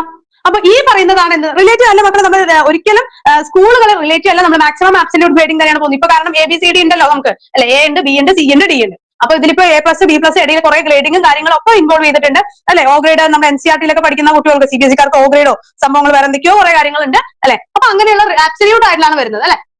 അപ്പൊ അടുത്ത ക്വസ്റ്റ്യനിലേക്ക് പോവാണേ. അടുത്ത ക്വസ്റ്റ്യൻ. ഒരു അധ്യാപകൻ എല്ലാ വിദ്യാർത്ഥികളും ദൈനംദിന പഠന കാര്യങ്ങൾ വിലയിരുത്തി ഒരു ഡയറിയിൽ രേഖപ്പെടുത്താൻ നിഷ്കർഷിക്കുന്നു. ഇവിടെ അധ്യാപകൻ ഉപയോഗപ്പെടുത്തുന്ന രീതി ഏതാണ്? അപ്പൊ പറഞ്ഞു നോക്കട്ടെ. കുട്ടി എന്താണ് അവനോട് പറയാണ്, നീ ഡെയിലി കഴിയുന്ന കാര്യങ്ങൾ ഒന്ന് ഡയറിയിൽ എഴുതി വെക്കി എന്ന് ആ കൊച്ചിനോട് നമ്മൾ പറയാണ്. അപ്പോ ഇത് ഏത് തരത്തിലാണ് എന്നാണ് ചോദിക്കുന്നത്, അല്ലെങ്കിൽ ഇത് ഏത് ഓപ്ഷനിൽ ഏതാണ് ഇത് ഉപയോഗപ്പെടുത്തുന്നത് എന്നാണ് ചോദിക്കുന്നത്. നമ്മളുടെ പ്രൊവിഷണൽ ആൻസർ കീ പ്രകാരം അത് ജ്ഞാന നിർമ്മിതി പഠനത്തിന് ഉദാഹരണമാണ് എന്നാണ് പറയുന്നത്. ഓക്കെ, അപ്പോ സ്വാഭാവികമായും നമ്മൾക്ക് മറ്റുള്ള ഓപ്ഷനുകളെ കുറിച്ച് ഒന്ന് ചെറുതായി ഒന്ന് മനസ്സിലാക്കി വെക്കാം. നമ്മുടെ പരീക്ഷാ ഭവന്റെ ആൻസർ കീ പ്രകാരം ജ്ഞാന നിർമ്മിതി പഠനമാണ്. എന്താണ് ജ്ഞാന നിർമ്മിതി വാദം? കുട്ടി അറിവ് സ്വയം നിർമ്മിച്ചെടുക്കുന്നു. അവൻ അറിയാവുന്ന കാര്യങ്ങൾ അല്ലെങ്കിൽ അവൻ മറ്റുള്ള കാര്യങ്ങളിൽ നിന്നും കൺസെപ്റ്റുകളിൽ നിന്നും അവൻ സ്വന്തമായി നോളജ് ഉണ്ടാക്കി എടുക്കുകയാണെങ്കിൽ അത് ജ്ഞാന നിർമ്മിതി പഠനമാണ്, അല്ലടാ? ഇനി അതിനിപ്പോ മെറ്റാകോഗ്നിഷൻ എന്നൊരു കൺസെപ്റ്റ് തരുന്നുണ്ട്, അല്ലെ? എന്താണ് മക്കളെ മെറ്റാകോഗ്നിഷൻ? അതീത ചിന്ത, അതീത ചിന്ത എന്ന് മലയാളത്തിൽ പറയും. എന്താണ് ഈ അതീത ചിന്ത, മെറ്റാകോഗ്നിഷൻ? പറഞ്ഞേ, എന്താണ്? ചിന്തയെ കുറിച്ചുള്ള ചിന്തയെയാണ് നമ്മൾ എന്തെന്ന് പറയുന്നത്? മെറ്റാകോഗ്നിഷൻ എന്ന് പറയുന്നത്. അതീത ചിന്ത ആരാണ് അതിന്റെ വക്താവ്? ഫ്ലേവൽ ആണ്, അല്ലെ? ആരാണ്? അത് വളരെ പ്രധാനപ്പെട്ടതാണ്, ഒരുപാട് തവണ ചോദിച്ചിട്ടുള്ളതാണ്, അല്ലെ? ഫ്ലേവൽ, ജോൺ ഫ്ലേവൽ എന്ന് മറ്റോ ആയിരുന്നു ഫുൾ നെയിം കേട്ടോ. അപ്പൊ അദ്ദേഹമാണ് ഈ മെറ്റാകോഗ്നിഷന്റെ കൺസെപ്റ്റ് എന്ന് വരുന്നത്. അപ്പൊ ഈ അതായത് ചിന്തയെ കുറിച്ചുള്ള ചിന്ത, അതീത ചിന്ത എന്നൊക്കെ പറഞ്ഞാൽ അത് മെറ്റാകോഗ്നിഷൻ ആണ്. അപ്പൊ പ്രശ്ന പരിഹരണം, പ്രോബ്ലം സോൾവിംഗ് മെത്തേഡ്. കുട്ടികളിലേക്ക് ഒരു പ്രോബ്ലം ഇട്ടുകൊടുത്തു, ആ പ്രോബ്ലം സോൾവ് ചെയ്തെടുക്കുകയാണ്. അവരതൊരു ചർച്ച ചെയ്തിട്ടാവാം, ഒരു പ്രൊജക്ട് മെത്തേഡിലൂടെ ആവാം. അങ്ങനെ പ്രോബ്ലം സോൾവിംഗ് മെത്തേഡാണ് പ്രശ്ന പരിഹരണം. അന്വേഷണാത്മക പഠനം അഥവാ എന്തെന്ന് പറയും? Inquiry learning. കുട്ടി അതിനെക്കുറിച്ച് ആലോചിച്ച് അന്വേഷിച്ച് മറ്റുള്ളവർ ചോദിച്ച് മനസ്സിലാക്കിയ കൺസെപ്റ്റിലേക്ക് എത്തുക, അല്ലെ? John H. ഫ്ലേവൽ, അല്ലെ? ഞാൻ പറഞ്ഞില്ലേ ജോൺ സംതിങ് ആളാന്ന് പറഞ്ഞില്ലേ, ജോൺ H. ഫ്ലേവൽ. ഓക്കെ, അപ്പൊ ജോൺ H. ഫ്ലേവൽ ആണ് ഇത് മെറ്റാകോഗ്നിഷൻ. നമ്മൾ പറയുന്ന ജ്ഞാന നിർമ്മിതി വാദം എന്നുള്ള കൺസെപ്റ്റ് ആരുടേതാണ് മക്കളെ? നമ്മുടെ പിയാഷെയുടെ. ഒരുപാട് തവണ ചോദിച്ചിട്ടുണ്ട്, വളരെ ബേസിക് ആയി ചോദിക്കാൻ പറ്റുന്ന ഒരു അടിപൊളി ചോദ്യമാണ്. എന്നാൽ ഈ ജ്ഞാനന്റെ മുൻപിൽ ഒരു സോഷ്യൽ അഥവാ സാമൂഹിക എന്നുകൂടെ ചേർത്താൽ വൈഗോട്സ്കി എന്താണ്? സോഷ്യൽ കൺസ്ട്രക്റ്റിവിസം കേട്ടോ. സാമൂഹിക ജ്ഞാന നിർമ്മിതി വാദം എന്നാണ് നമ്മുടെ ചോദ്യമെങ്കിൽ അത് നമ്മുടെ വൈഗോട്സ്കി ആയിട്ടോ. അത് തെറ്റിക്കല്ലേ. അടുത്ത ചോദ്യത്തിലേക്ക് പോയാലോ? അടുത്ത ചോദ്യം. റിഫ്ലക്റ്റീവ് നിരീക്ഷണം, അബ്സ്ട്രാക്ട് കോൺസെപ്ച്വലൈസേഷൻ എന്നീ പദങ്ങൾ ആവിഷ്കരിച്ചത് ആര്? ശ്രദ്ധിച്ച് മനസ്സിലാക്കുക. റിഫ്ലക്റ്റീവ് നിരീക്ഷണം, അബ്സ്ട്രാക്ട് കോൺസെപ്ച്വലൈസേഷൻ എന്നീ പദങ്ങൾ ആവിഷ്കരിച്ചത് ആര്? റിഫ്ലക്റ്റീവ് നിരീക്ഷണം, അബ്സ്ട്രാക്ട് കോൺസെപ്ച്വലൈസേഷൻ എന്നുള്ള കൺസെപ്റ്റുകൾ ആരുടേതാണ്? ഡേവിഡ് കോൾബിന്റേതാണ്. ശരി, ആൽബർട്ട് ബന്ദൂര. പറഞ്ഞേ ആൽബർട്ട് ബന്ദൂര. അപ്പൊ അതുമായി ബന്ധപ്പെട്ടത് എന്ത് കൺസെപ്റ്റാ? എടാ പറഞ്ഞേടാ മക്കളെ. ആൽബർട്ട് ബന്ദൂര. ബോബോഡോൾ പരീക്ഷണം, നിരീക്ഷണ പഠനം. ബോബോഡോൾ പരീക്ഷണം, മാതൃകാ പഠനം, നിരീക്ഷണ പഠനം. ആരാണ്? നമ്മുടെ ആൽബർട്ട് ബന്ദൂരയാണ്, അല്ലെ? സോഷ്യൽ ലേണിംഗ് എന്ന് പറയുന്നുണ്ട് അല്ലെ. സാമൂഹിക പഠനം എന്താ ഉദ്ദേശിക്കുന്നത്? അതായത് ഇപ്പൊ ഒരു ഞാൻ സിമ്പിൾ ആയിട്ട് പറഞ്ഞുതരാം. നമ്മൾ ഈ ഇതൊക്കെ കാണുന്നവരുണ്ടോ, ഈ ഇൻസ്റ്റാഗ്രാം റീൽസ് അല്ലെ, അതില് നോർമലി ഇങ്ങനെ സംടൈംസ് ഞാൻ ഇങ്ങനെ സ്വൈപ്പ് ചെയ്തുകൊണ്ടിരുന്ന സമയത്ത് കണ്ടൊരു ചെറിയ റീലാണ്. അച്ഛൻ എങ്ങനെയാണോ അമ്മയെ, അതായത് അച്ഛൻ വരുമ്പോ ഒരു ബഞ്ച് ഓഫ് ഫ്ലവേഴ്സ് അമ്മയ്ക്ക് കൊണ്ട് കൊടുക്കുന്നത് കാണുന്ന മകൻ പിറ്റേന്ന് സ്കൂളിൽ നിന്ന് വരുമ്പോ കഷ്ടപ്പെട്ട ഒരു ചെറിയ പൂ അമ്മയ്ക്ക് കൊണ്ടുവന്ന് പ്രസന്റ് ചെയ്യുന്നുണ്ട്.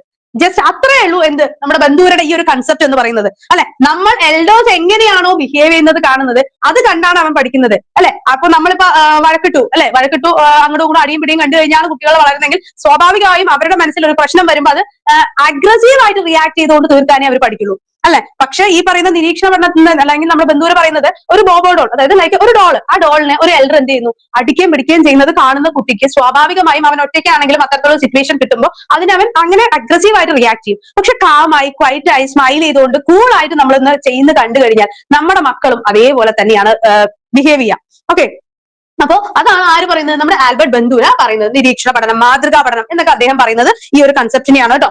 ഈ ഡാനിയൽ ഗോൾമാൻ എന്തുമായി ബന്ധപ്പെട്ടിരിക്കുന്നത്? വൈകാരിക ബുദ്ധി അഥവാ ഇമോഷണൽ ഇന്റലിജൻസ്. ഡാനിയൽ ഗോൾമാൻ എന്താ? ഇമോഷണൽ ഇന്റലിജൻസ് അഥവാ വൈകാരിക ബുദ്ധി. അപ്പൊ ഞാൻ ചോദിക്കട്ടെ, സ്വാഭാവികമായി എന്റെ ക്ലാസ് കണ്ടിട്ടുള്ള എല്ലാവർക്കും അറിയാം, ഞാൻ ഇയാളെ പറഞ്ഞാൽ കൂടെ വേറൊരാളെ കൂടെ കൂട്ടിയിട്ട് വരാറുണ്ട് സാധാരണ അല്ലെ. എക്സാമ്പിൾ പറയുമ്പോൾ ഇമോഷണൽ ഇന്റലിജൻസ് ഡാനിയൽ ഗോൾമാൻ ആണെങ്കിൽ ഇമോഷണൽ ഡെവലപ്മെന്റ് ആരാണെന്ന് പറഞ്ഞേ? ഇമോഷണൽ ഇന്റലിജൻസ് ഡാനിയൽ ഗോൾമാൻ ആണ്. വൈകാരിക ബുദ്ധി ഡാനിയൽ ഗോൾമാൻ ആണെങ്കിൽ വൈകാരിക വികസനം അഥവാ ഇമോഷണൽ ഡെവലപ്മെന്റ് ആരുടേതാണ്?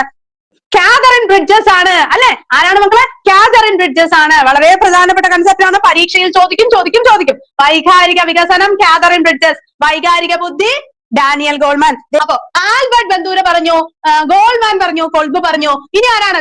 ഹവാർഡ് ഗാർഡ്നർ അല്ലെ. എന്താണ്? മൾട്ടിപ്പിൾ ഇന്റലിജൻസുമായി ബന്ധപ്പെട്ട് നമുക്ക് സാധാരണ 2 ചോദ്യങ്ങളാണ് വരാറ്. മൾട്ടിപ്പിൾ ഇന്റലിജൻസുമായി ബന്ധപ്പെട്ടിട്ട് സാധാരണ 2-3 ചോദ്യങ്ങൾ റിപ്പീറ്റ് ചെയ്ത് വരാറുണ്ട്. ഒന്നാമത്തെ ചോദ്യം ഇത് തന്നെയാണ്, ഹവാർഡ് ഗാർഡ്നർ മൾട്ടിപ്പിൾ ഇന്റലിജൻസ്. രണ്ടാമത്തെ ചോദ്യം ഇതാണ്, എന്താണ്? ഒരു ക്ലാസ്സിൽ ഒരു ടീച്ചർ ഒരേ സമയം തന്നെ കഥകൾ പറഞ്ഞും പാട്ടുകൾ പാടിയും ചിത്രം വരച്ചും മറ്റുള്ള എക്സ്പെരിമെന്റുകൾ ചെയ്തും പഠിപ്പിക്കുകയാണെങ്കിൽ അദ്ദേഹം ഏത് തരത്തിലുള്ള ബുദ്ധിയാണ് അവിടെ, അല്ലെങ്കിൽ ഏത് തിയറിയാണ് അവിടെ അപ്ലൈ ചെയ്തത്? ഒരു ടീച്ചർ ഒരു ക്ലാസ്സിൽ ഒരു ടോപ്പിക് പഠിപ്പിക്കുമ്പോൾ കഥകൾ പറയുന്നു, പാട്ട് പാടുന്നു, ചിത്രം വരപ്പിക്കുന്നു, എക്സ്പെരിമെന്റുകൾ ചെയ്യിപ്പിക്കുന്നു അല്ലെ. ഇതെല്ലാം എന്തിന് ഉദാഹരണങ്ങള് എന്ന് ചോദിച്ചു കഴിഞ്ഞാൽ അതേതാണ്? ഹവാർഡ് ഗാർഡ്നറുടെ മൾട്ടിപ്പിൾ ഇന്റലിജൻസിനെ അടിസ്ഥാനപ്പെടുത്തിക്കൊണ്ടാണ്. ദെൻ ഈ പറയുന്ന ആർക്കിടെക്ട് ഏത് ഇന്റലിജൻസ് ആണ് അല്ലെ. ഇതിൽ കുറെ ഇന്റലിജൻസുകൾ പറയുന്നുണ്ട്. സ്പേഷ്യൽ ഇന്റലിജൻസ് പറയുന്നുണ്ട് അല്ലെ, ഇൻട്രാപേഴ്സണൽ, ഇന്റർപേഴ്സണൽ, അങ്ങനെ ഒരുപാട് നമ്മുടെ ഇന്റലിജൻസുകളെ കുറിച്ച് പറയുന്നുണ്ട് അല്ലെ.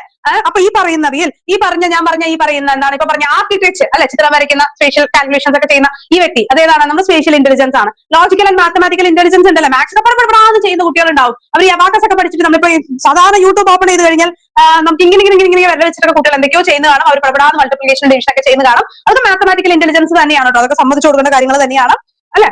അപ്പൊ അങ്ങനെ വ്യത്യസ്ത തരത്തിലുള്ള ഇന്റലിജൻസിനെ തന്നെ വ്യത്യസ്ത തരത്തിൽ ഡിവൈഡ് ചെയ്യാം എന്നുള്ള കൺസെപ്റ്റ്, മൾട്ടിപ്പിൾ ഇന്റലിജൻസ് എന്ന കൺസെപ്റ്റ് മുന്നോട്ട് വെച്ച വ്യക്തിയാണ് ആര്? നമ്മുടെ ഹവാർഡ് ഗാർഡ്നർ എന്ന് പറയുന്നത്. ക്ലിയർ ആണ്? ഇന്റർപേഴ്സണൽ വരുന്നുണ്ട്, ഇൻട്രാപേഴ്സണൽ വരുന്നുണ്ട്. ഇന്റർപേഴ്സണൽ ഇപ്പൊ ഞാൻ നിങ്ങളുടെ വികാരങ്ങളും നിങ്ങൾ എന്റെ വികാരങ്ങളും പരസ്പരം മനസ്സിലാക്കുകയാണ്, അല്ലെങ്കിൽ ഞാൻ നിങ്ങളുടെ ബുദ്ധിമുട്ടുകളും നിങ്ങൾക്ക് എവിടേക്കാണ് തെറ്റിപ്പോവുക അല്ലെ. ഇപ്പൊ ഞാൻ ഈ പറഞ്ഞ ഡാനിയൽ ഗോൾമാന്റെ ഇമോഷണൽ ഇന്റലിജൻസ് പറഞ്ഞ കൂട്ടത്തിൽ തന്നെ ഞാൻ ആരെ വിളിച്ചോണ്ട് വന്നു? ഈ പറയുന്ന ഇമോഷണൽ ഡെവലപ്മെന്റ് വിളിച്ചു. കാരണം എന്താണ്? അതാണ് ഇമോഷണൽ എന്ന് പറഞ്ഞ 2 വേർഡ്സ് നമുക്ക് തെറ്റാൻ സാധ്യതയുള്ളത് അല്ലെ. അപ്പൊ അങ്ങനെ മറ്റുള്ളവരുടെ വികാരങ്ങളെ കുറിച്ച് മനസ്സിലാക്കും, അതിനനുസരിച്ച് പെരുമാറുകയും ചെയ്യുന്നുണ്ടെങ്കിൽ അവരെന്താണ്? നല്ല ഇന്റർപേഴ്സണൽ ഇന്റലിജൻസ് ഉള്ള വ്യക്തിയാണ് എന്ന് പറയാനായിട്ട് സാധിക്കും. ക്ലിയർ ആണോ? ഇൻട്രാപേഴ്സണൽ നമ്മുടെ ഉള്ളിലുള്ള കാര്യങ്ങളെ കുറിച്ച് നമുക്ക് നമ്മുടെ സ്ട്രെങ്ത്തും വീക്ക്നെസിനെയും കുറിച്ച് സ്വന്തമായ ഒരു ധാരണ ഉണ്ടെങ്കിൽ എന്താണത്? ഇത് ഇൻട്രാപേഴ്സണൽ ഇന്റലിജൻസ് എന്ന് പറയും. ക്ലിയർ? കുട്ടികളുടെ ഭാഷാ വികസനത്തിന്റെ ശരിയായ ഘട്ടങ്ങളുടെ അടിസ്ഥാനത്തിൽ ക്രമീകരിക്കുക എന്ന് ചോദിച്ചിട്ടുണ്ട്. കഴിഞ്ഞ പരീക്ഷയിൽ ചോദിച്ചപ്പോൾ ഒരുപാട് പേർക്ക് കൺഫ്യൂസ് ആയി, എന്നാൽ ഈസി ആയി നമുക്ക് എത്താൻ പറ്റുന്ന ഒരു ഉത്തരം തന്നെയാണ് ഇതില്. അപ്പൊ ക്വസ്റ്റ്യൻ ആണ് കുട്ടികളുടെ ഭാഷാ വികസനത്തിന്റെ ശരിയായ ക്രമം. ഇപ്പൊ നിങ്ങൾ ഓപ്ഷനിലേക്ക് ഒന്നും നോക്കണ്ട, നിങ്ങൾ ഉത്തരം പറഞ്ഞാൽ മതി. ഓക്കെ, ഓപ്ഷനിലേക്ക് ഒന്നും നോക്കണ്ടടാ, നേരെ ഉത്തരത്തിലേക്ക് വന്നാൽ മതി. ആദ്യം കൊച്ചുങ്ങൾ ജനിച്ച സമയത്ത് ഇങ്ങനെ ഇങ്ങനത്തെ സൗണ്ടുകൾ മാത്രമായിരിക്കും ഉണ്ടാക്കുക അല്ലെ.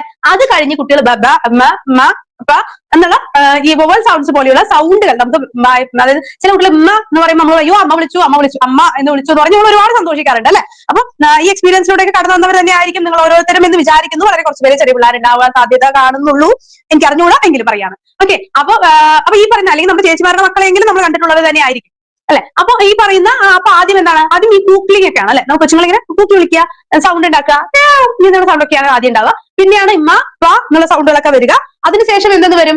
പിന്നെ ഹോളോഫേസിക് വരും, പിന്നെ ടെലിഗ്രാഫിക് വരും. അപ്പൊ നിങ്ങൾ ചോദിക്കും എന്താണ് മിസ്സേ ഈ ഹോളോഫേസിക്, എന്താണ് മിസ്സേ ഈ ടെലിഗ്രാഫിക് എന്ന് ചോദിക്കും. ഹോളോഫാലിക് എന്ന് പറഞ്ഞു കഴിഞ്ഞാൽ അല്ലെങ്കിൽ ഹോളോഫേസിക് എന്ന് പറഞ്ഞു കഴിഞ്ഞാൽ കുട്ടികൾ ഇപ്പൊ പാല് അല്ലെ, കടലനെ കായ്, എന്റെ മോളൊക്കെ ചെറുതായിരിക്കുന്ന സമയത്ത് കടലയൊക്കെ ഇഷ്ടമാണ്. അപ്പൊ കറിയുടെ നമ്മളെ കടയിലൊക്കെ എടുത്ത് കൊടുക്കുമല്ലോ, ആ സമയത്ത് അവൾക്കത് വേണമെന്നുണ്ടെങ്കിൽ കായ് അത്രയാണ് പറയാ. പിന്നെ മുറ്റത്ത് ഓടി കളിക്കുമ്പോ എവിടെ പോവാണ്? പൂ, കഴിഞ്ഞു, പൂവ് പറിക്കാൻ പോവുകയാണ്, അത്രേ ഉള്ളൂ. അപ്പൊ ഈ പറയുന്ന കുഞ്ഞു കുഞ്ഞു വേർഡ്സ് ആണ് എന്ത് ചെയ്യുന്നത്. അല്ലാതെ ഞാൻ പൂ പറിച്ചിട്ട് വരാമേ ഒന്നും പറയാൻ പറ്റില്ല അല്ലെ, അത്രയൊന്നും എത്തിയിട്ടില്ല. അപ്പൊ പൂവ്, പാല്, കായ എന്ന കുഞ്ഞു കുഞ്ഞു വേർഡ്സ് അവിടെ ഉപയോഗിക്കുന്നതാണ് എന്ത് ഹോളോഫേസിക് എന്ന് പറയുന്നത്. ദെൻ അടുത്ത എന്താണ്? ടെലിഗ്രാഫിക് എന്ന് പറയും അല്ലെ.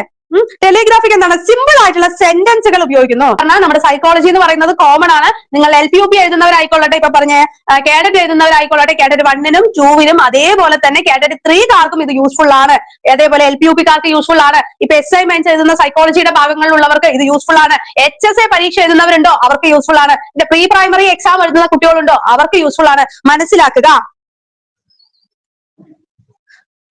കാരണം ഈ പറയുന്ന ഞാൻ 3 തവണ ഇപ്പൊ തന്നെ ഇതേ പറയുന്നു, എടാ വൈഗോട്സ്കിയും ബ്രൂണറും നമ്മുടെ പിയാഷയും ബന്ദൂരിയും എല്ലാവർക്കും സെയിം തന്നെയാണ്. തിയറീസ് ഓഫ് ലേണിംഗ് എല്ലാവർക്കും സെയിം ആണ്. അതിലെ ഡെവലപ്മെന്റൽ സ്റ്റേജസ് നമ്മൾ പഠിക്കുന്നതും സെയിം ആണ്. നമ്മുടെ പരീക്ഷയ്ക്ക് അനുസരിച്ച് ലെവൽ മാറ്റുന്നു. HSA-കാരോട് അഡോളസന്റ് സൈക്കോളജി ചോദിക്കും, നമ്മൾ കേഡറ്റുകാരോടും LPUP-കാരോടും ഫോർമുല ഓപ്പറേഷണൽ സ്റ്റേജ് ചോദിക്കും, അതല്ലെങ്കിൽ പ്രീ ഓപ്പറേഷണൽ സ്റ്റേജ് ചോദിക്കും. അത്രയേ വ്യത്യാസമുള്ളൂ. കിട്ടിയോ?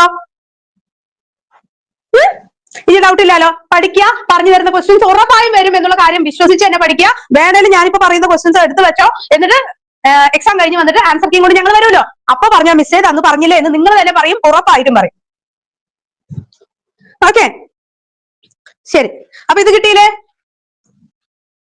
ശരി, അടുത്ത ചോദ്യം ഇതാണ്. ചുവടെ കൊടുത്തിട്ടുള്ളവയിൽ ഏതാണ് ഒരു വൈകല്യമായി കണക്കാക്കാവുന്നത്? ചുവടെ കൊടുത്തിരിക്കുന്നവയിൽ ഏതാണ് ഒരു വൈകല്യമായി കണക്കാക്കാവുന്നത്?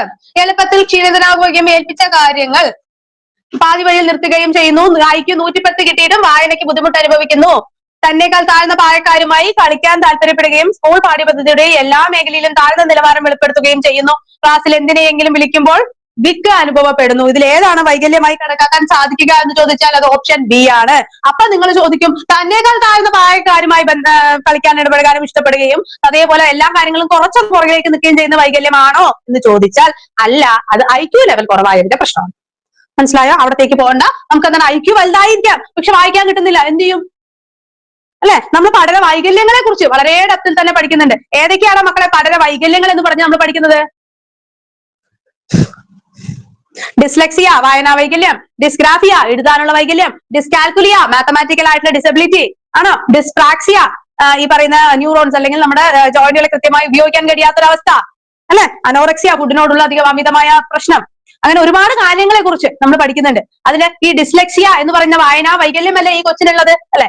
IQ 110 ഉണ്ട്, പക്ഷെ വായിക്കാൻ ബുദ്ധിമുട്ടുണ്ട്. അപ്പൊ അതാണ് സോറി എന്തായിരുന്നു പറഞ്ഞത്? വൈകല്യം. ഓക്കെ ആണോ? ശരി, അടുത്ത ചോദ്യം. രോഹന് തന്റെ ശക്തിയെയും പരിമിതികളെയും മനസ്സിലാക്കാൻ നല്ല കഴിവുണ്ട്. അവനിൽ പ്രകടമായിട്ടുള്ളത് എന്നാണ്? കുറച്ചു നേരം മുമ്പ് ഞാൻ പറഞ്ഞ ഒരു ഉദാഹരണമാണ് അല്ലെ. രോഹന് തന്റെ കാര്യങ്ങളും കുറിച്ച് മനസ്സിലാക്കാൻ അല്ലെങ്കിൽ തന്റെ കഴിവും അതേപോലെ കഴിവുകേടും മനസ്സിലാക്കാനുള്ള കഴിവ് നല്ല പോലെ ഉണ്ട്. അപ്പൊ അത് ഏതാണ് മക്കളെ? വൈയക്താന്തരിക ബുദ്ധി. അന്തരിക ശ്രദ്ധിക്കുക, മലയാളം കാണുമ്പോൾ ചിലപ്പോൾ നമുക്ക് അങ്ങനെ കുഴയും അല്ലെ. ആന്തരിക ഞാൻ പറഞ്ഞില്ലേ, സോറിയേ, പറഞ്ഞു പോയപ്പോ വിട്ടുപോയതാ. എടാ മക്കളെ, ഇത് ഞാൻ പറഞ്ഞു അല്ലെ. ഫസ്റ്റ് 2 വരും, പിന്നെ 1 വരും, പിന്നെ 3 വരും, 4 വരും. അതിന് എക്സ്പ്ലെയിൻ ചെയ്തല്ലോ ഞാന്. ഇത് ഓരോന്നും എന്താന്ന് പറഞ്ഞു, ആൻസർ ആയിട്ട് എടുത്ത് പറഞ്ഞില്ല അല്ലെ. 2 1 3 4 കേട്ടോ, 2 1 3 4. ആരായിരുന്നു? ഓപ്ഷൻ സി ആണ് ഉത്തരവേ. ഓക്കെ, ഞാൻ എല്ലാം എക്സ്പ്ലെയിൻ ചെയ്തപ്പോൾ നിങ്ങൾക്ക് ആൻസർ കിട്ടിയല്ലോ എന്ന് വിചാരിച്ചിട്ടാണ് അങ്ങനെ പോയേട്ടോ. ശരി, പറഞ്ഞു. രോഹന് തന്റെ ശക്തിയെയും പരിമിതികളെയും മനസ്സിലാക്കാനുള്ള കഴിവുണ്ട്. സ്വന്തം കഴിവിനെയും ബലഹീനതയെയും മനസ്സിലാക്കാനുള്ള കഴിവിനെ ഇൻട്രാപേഴ്സണൽ ഇന്റലിജൻസ് അഥവാ വൈയക്താന്തരിക ബുദ്ധി, ആന്തരികം ഉള്ളിൽ സ്വന്തം കഴിവിനെ അല്ലെ ആന്തരിക ബുദ്ധി. വ്യക്തിയാന്തരിക ബുദ്ധിയാണ് ഇന്റർപേഴ്സണൽ. ഞാൻ പറഞ്ഞു ഇന്റർപേഴ്സണൽ ഇന്റലിജൻസ് എന്ന് പറഞ്ഞു. എന്താണ് ഇന്റർപേഴ്സണൽ? എനിക്ക് നിങ്ങളെ മനസ്സിലാക്കാൻ കഴിയുന്നുണ്ടെങ്കിൽ, ഇപ്പൊ എനിക്ക് എന്റെ ഓപ്പോസിറ്റ് നിൽക്കുന്ന എന്റെ കൂടെ വർക്ക് ചെയ്യുന്ന ആളുകളെ മനസ്സിലാക്കാൻ കഴിയുന്നുണ്ടെങ്കിൽ, അവരുടെ ബുദ്ധിമുട്ടുകൾ മനസ്സിലാക്കി അവർക്ക് വേണ്ട അഡ്ജസ്റ്റ്മെന്റ് ചെയ്ത് കൊടുക്കാൻ എനിക്ക് സാധിക്കുന്നുണ്ടെങ്കിൽ അതാണ് ഇന്റർപേഴ്സണൽ ഇന്റലിജൻസ്. ശരിയല്ലേ? ശരി, അടുത്ത ചോദ്യം. ഒരു കുട്ടിക്ക് അവന്റെ ജോഗ്രഫി അധ്യാപകനെ വളരെ ഇഷ്ടമാണ്. അവൻ ജോഗ്രഫി പഠിക്കുന്നതിൽ കൂടുതൽ സമയം കണ്ടെത്തുകയും നല്ല മാർക്ക് വാങ്ങുകയും ചെയ്യുന്നു. പഠനത്തിന്റെ ഏത് നിയമമാണ് ഇവിടെ ബാധകമായിട്ടുള്ളത്? ഞാൻ കുറച്ചു മുമ്പ് പറഞ്ഞു, ടീച്ചറെ ഇഷ്ടപ്പെട്ടാലേ കുട്ടികൾ എന്ത് ചെയ്യൂ? പഠിക്കും അല്ലെ? ടീച്ചറോടുള്ള ഇഷ്ടം കൊണ്ട് പഠിക്കണം, ടീച്ചറെ പേടിച്ചിട്ട് പഠിക്കരുത് അല്ലെ?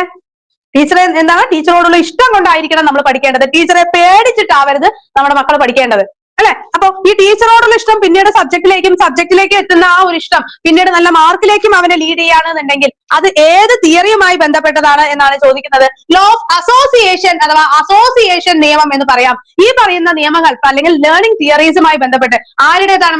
തിയറീസ് ഓഫ് ലേണിംഗ് ആരുടെ കൺസെപ്റ്റ് ആണ് പറഞ്ഞോ? അല്ലെങ്കിൽ laws of learning, theories of learning അല്ല, ലോസ് ഓഫ് ലേണിംഗ് ആരുടെ കൺസെപ്റ്റ് ആണ്? നമ്മുടെ തോണ്ടൈക്കിന്റെ കൺസെപ്റ്റ് ആണ് കേട്ടോ. തോണ്ടൈക്കിന്റെ കൺസെപ്റ്റ് ആണ് എന്ത്? നമ്മുടെ ലോസ് ഓഫ് ലേണിംഗ്. അദ്ദേഹം പറയുന്ന, ശരിക്കും എടുത്തു പറയുന്ന 3 നിയമങ്ങളാണുള്ളത്. ഏതൊക്കെയാണ്? ലോ ഓഫ് റെഡിനെസ്, സന്നദ്ധതാ നിയമം, ലോ ഓഫ് റെഡിനെസ് അഥവാ സന്നദ്ധതാ നിയമം. പിന്നെയോ ലോ ഓഫ് എഫക്ട്, പിന്നെയോ ലോ ഓഫ് എഫക്ട് ഉണ്ട്, സന്നദ്ധതാ നിയമം, അതേപോലെ തന്നെ law of readiness, law of exercise and law of effect. അങ്ങനെ 3 നിയമങ്ങളാണ് പറയുന്നത്. അപ്പൊ ലോ ഓഫ് റെഡിനെസ്, സന്നദ്ധത എന്ന് പറയുന്നത് ഒരു കുട്ടിയെ ഞാൻ കുറച്ചു മുമ്പ് പറഞ്ഞ പോലെ കഥകളൊക്കെ പറഞ്ഞ് അവന് ഇഷ്ടമുള്ള കാര്യങ്ങളിലൂടെ പഠനത്തിലേക്ക് എത്തിക്കുക, അവന് പഠിക്കാനുള്ള ഒരു ത്വര അവിടെ ഉണ്ടാക്കിയെടുക്കുക. അതാണ് നമ്മൾ എന്താണ് ലോ ഓഫ് റെഡിനെസ് എന്ന് പറയുന്നത്. ലോ ഓഫ് എക്സസൈസ് എന്ന് പറഞ്ഞാൽ 1 തവണ 2 തവണ 3 തവണ നമ്മൾ എന്ത് ചെയ്തു കഴിഞ്ഞാൽ അത് നമുക്ക് പ്രാക്ടീസ് ആയി അല്ലെ? സാധാരണ ലാബുകളിൽ ചെയ്യുന്ന പരിപാടി 3 തവണ 4 തവണ ഒരു എക്സ്പെരിമെന്റ് ചെയ്താൽ ഓട്ടോമാറ്റിക്കലി നമ്മൾ അറിയാതെ നമ്മുടെ കൈ അങ്ങോട്ട് പോകും അല്ലെ? ഇപ്പൊ +2 പൊട്ടൻഷ്യോമീറ്റർ ചെയ്ത് 4 പ്രാവശ്യം ചെയ്താലും തെറ്റിക്കുന്ന ഒരാൾക്ക്, അല്ലെങ്കിൽ അത് മനസ്സിലാക്കി കഴിഞ്ഞ ഒരാൾക്ക് ഡിഗ്രിക്ക് പോയി കഴിഞ്ഞാൽ നമ്മൾ നോക്കാതെ തന്നെ കൈ ഓട്ടോമാറ്റിക്കലി, ഡയഗ്രാം വരച്ച് നോക്കാതെ തന്നെ കൈ ഓട്ടോമാറ്റിക്കലി നമ്മൾ കണക്ട് ചെയ്യും അല്ലെ? ലോഡ് റെസിസ്റ്റൻസ് എടുക്കുന്നു, റിയോസ്റ്റാറ്റ് എടുക്കുന്നു, അത് നമുക്ക് ഇങ്ങനെ ഓട്ടോമാറ്റിക് ആണ്. ഫേസ് ആണോ, സീരീസ് ആണോ, പാരലൽ ആണോ, ഒന്നും അവിടെ ചിന്തിക്കേണ്ടി വരുന്നില്ല. അതേപോലെ തന്നെ സ്ലൈഡ് പ്രിപ്പയർ ചെയ്യുന്ന നാച്ചുറൽ സയൻസുകാരുണ്ടെങ്കിൽ അല്ലെ, സ്ലൈഡ് പ്രിപ്പയർ ചെയ്യുമ്പോൾ അത് നമ്മൾ 2 തവണ ചെയ്തു, 3-ാം തവണ ഓട്ടോമാറ്റിക്കലി നമ്മുടെ കൈ അറിയാതെ അതുപോലെ വർക്ക് ചെയ്യും. അതാണ് ലോ ഓഫ് എക്സസൈസ് എന്ന് പറയുന്നത്. ലോ ഓഫ് എഫക്ട് എന്ന് പറഞ്ഞാൽ ഒരു കാര്യം ചെയ്തു, പോസിറ്റീവായ ഒരു ഫീഡ്ബാക്ക് കിട്ടി, വീണ്ടും നമ്മൾ അത് ചെയ്യും ഫീഡ്ബാക്കിന് വേണ്ടി അല്ലെ? അത് തന്നെയാണ് ലോ ഓഫ് എഫക്ട് എന്ന് പറയുന്നത്. ഈ ലോസ് ഒക്കെ ആരാണ് മുന്നോട്ട് വെച്ച്? തോണ്ടൈക്കാണ്. ആരാണ്? തോണ്ടൈക്കാണ്. പഠിച്ചു വെച്ചിരിക്കുക. Thank you so much. ഒന്ന് ലൈക്ക് ചെയ്യുക, അതോടൊപ്പം ചാനൽ കൂടെ സബ്സ്ക്രൈബ് ചെയ്തിടാം. അപ്പൊ നമുക്ക് നാളെ വീണ്ടും കാണാം. Thank you. ഹായ്, നമസ്കാരം. ഗെയിം സ്റ്റഡി സെന്ററിന്റെ പുതിയൊരു ക്ലാസ്സിലേക്ക് എല്ലാവരെയും സ്വാഗതം ചെയ്യാണ്. എല്ലാവർക്കും സുഖമാണെന്നൊക്കെ വിചാരിക്കുന്നു. ഓക്കെ, അപ്പൊ നമ്മൾ ഇന്ന് മലയാളത്തിന്റെ ക്ലാസ്സുമായിട്ടാണ് നിങ്ങളുടെ മുന്നിൽ എത്തിയിരിക്കുന്നത് കേട്ടോ. കേട്ടറ്റ് എന്ന് പറഞ്ഞ എന്താണ്? എയിംസ്, അല്ലെങ്കിൽ എയിംസ് എന്ന് പറഞ്ഞാൽ എന്താണ്? കേട്ടറ്റ് LPUP എന്ന രീതിയിലേക്ക് അവിടെ മാറിക്കഴിഞ്ഞു. നിങ്ങൾ എത്ര ഫീസ് കൊടുത്തോടെ പഠിച്ചു എന്നുള്ള കാര്യം, ഏറ്റവും ചെറിയ ഫീസിലാണ് ആ ഒരു ക്വാളിറ്റി നിങ്ങളെ ഇരുത്തി പഠിപ്പിച്ചെടുക്കുന്നുള്ള. അതുപോലെ നിങ്ങൾക്ക് മനസ്സിലാവുന്ന രീതിയിലുള്ള ക്ലാസ് നിങ്ങൾ കണ്ടിന്യൂസ് ആയി ഫോളോ അപ്പ്, പേഴ്സണൽ മെന്റർ എല്ലാം തന്നെ ഇതിന് 99% നിങ്ങളുടെ വർക്കൗട്ട് തന്നെയാണ്. പക്ഷേ ആ 1% നമ്മളുടെ ഭാഗത്തുനിന്നും 99% ഈക്വൽ ആയിട്ടുള്ള കാര്യങ്ങളാണ് ചെയ്തെന്ന്. അപ്പൊ അതിന്റെ ഒരു റിസൾട്ട് ആണ് നമ്മുടെ എയിം സ്റ്റഡി സെന്ററിൽ കേട്ടതിന്റെ റിസൾട്ട് വന്നപ്പോൾ നമുക്ക് ഇവിടെ നിങ്ങളുടെ മുമ്പത്തെ അഭിമാനത്തോടെ ഞാൻ ഇവിടെ നിന്ന് പറയാൻ എനിക്ക് പറ്റിയത്. ഇപ്പൊ ഞാൻ പഠിപ്പിച്ചു, റിസൾട്ട് ഇല്ലെങ്കിൽ എനിക്കൊന്നും ചെയ്യാൻ പറ്റില്ല അല്ലെ? അപ്പൊ അതിന്റെ റിസൾട്ട് ആണ് ഈ കാണുന്നത് കേട്ടോ. അപ്പൊ ഒരു ടോപ്പിക് മലയാളം തരുമ്പോ എങ്ങനെയാ തരിക നിങ്ങൾക്ക് അറിയാലോ. അതുമായി ഡീറ്റെയിൽഡ് ആയിട്ടുള്ള കാര്യങ്ങൾ തരും. 10 ക്വസ്റ്റ്യൻ ആണെങ്കിൽ 10ഉം അവിടെ പഠിച്ചിട്ട് മാത്രം എന്ത് ചെയ്താൽ മതി, പോയാൽ മതി. ഓക്കെ, അപ്പൊ ആദ്യത്തെ ചോദ്യത്തിലേക്ക് നമ്മൾ അങ്ങോട്ട് പോവുകയാണ്. ആരെങ്കിലും ജോയിൻ ചെയ്യാത്തവരുണ്ടെങ്കിൽ ജോയിൻ ചെയ്യാട്ടോ.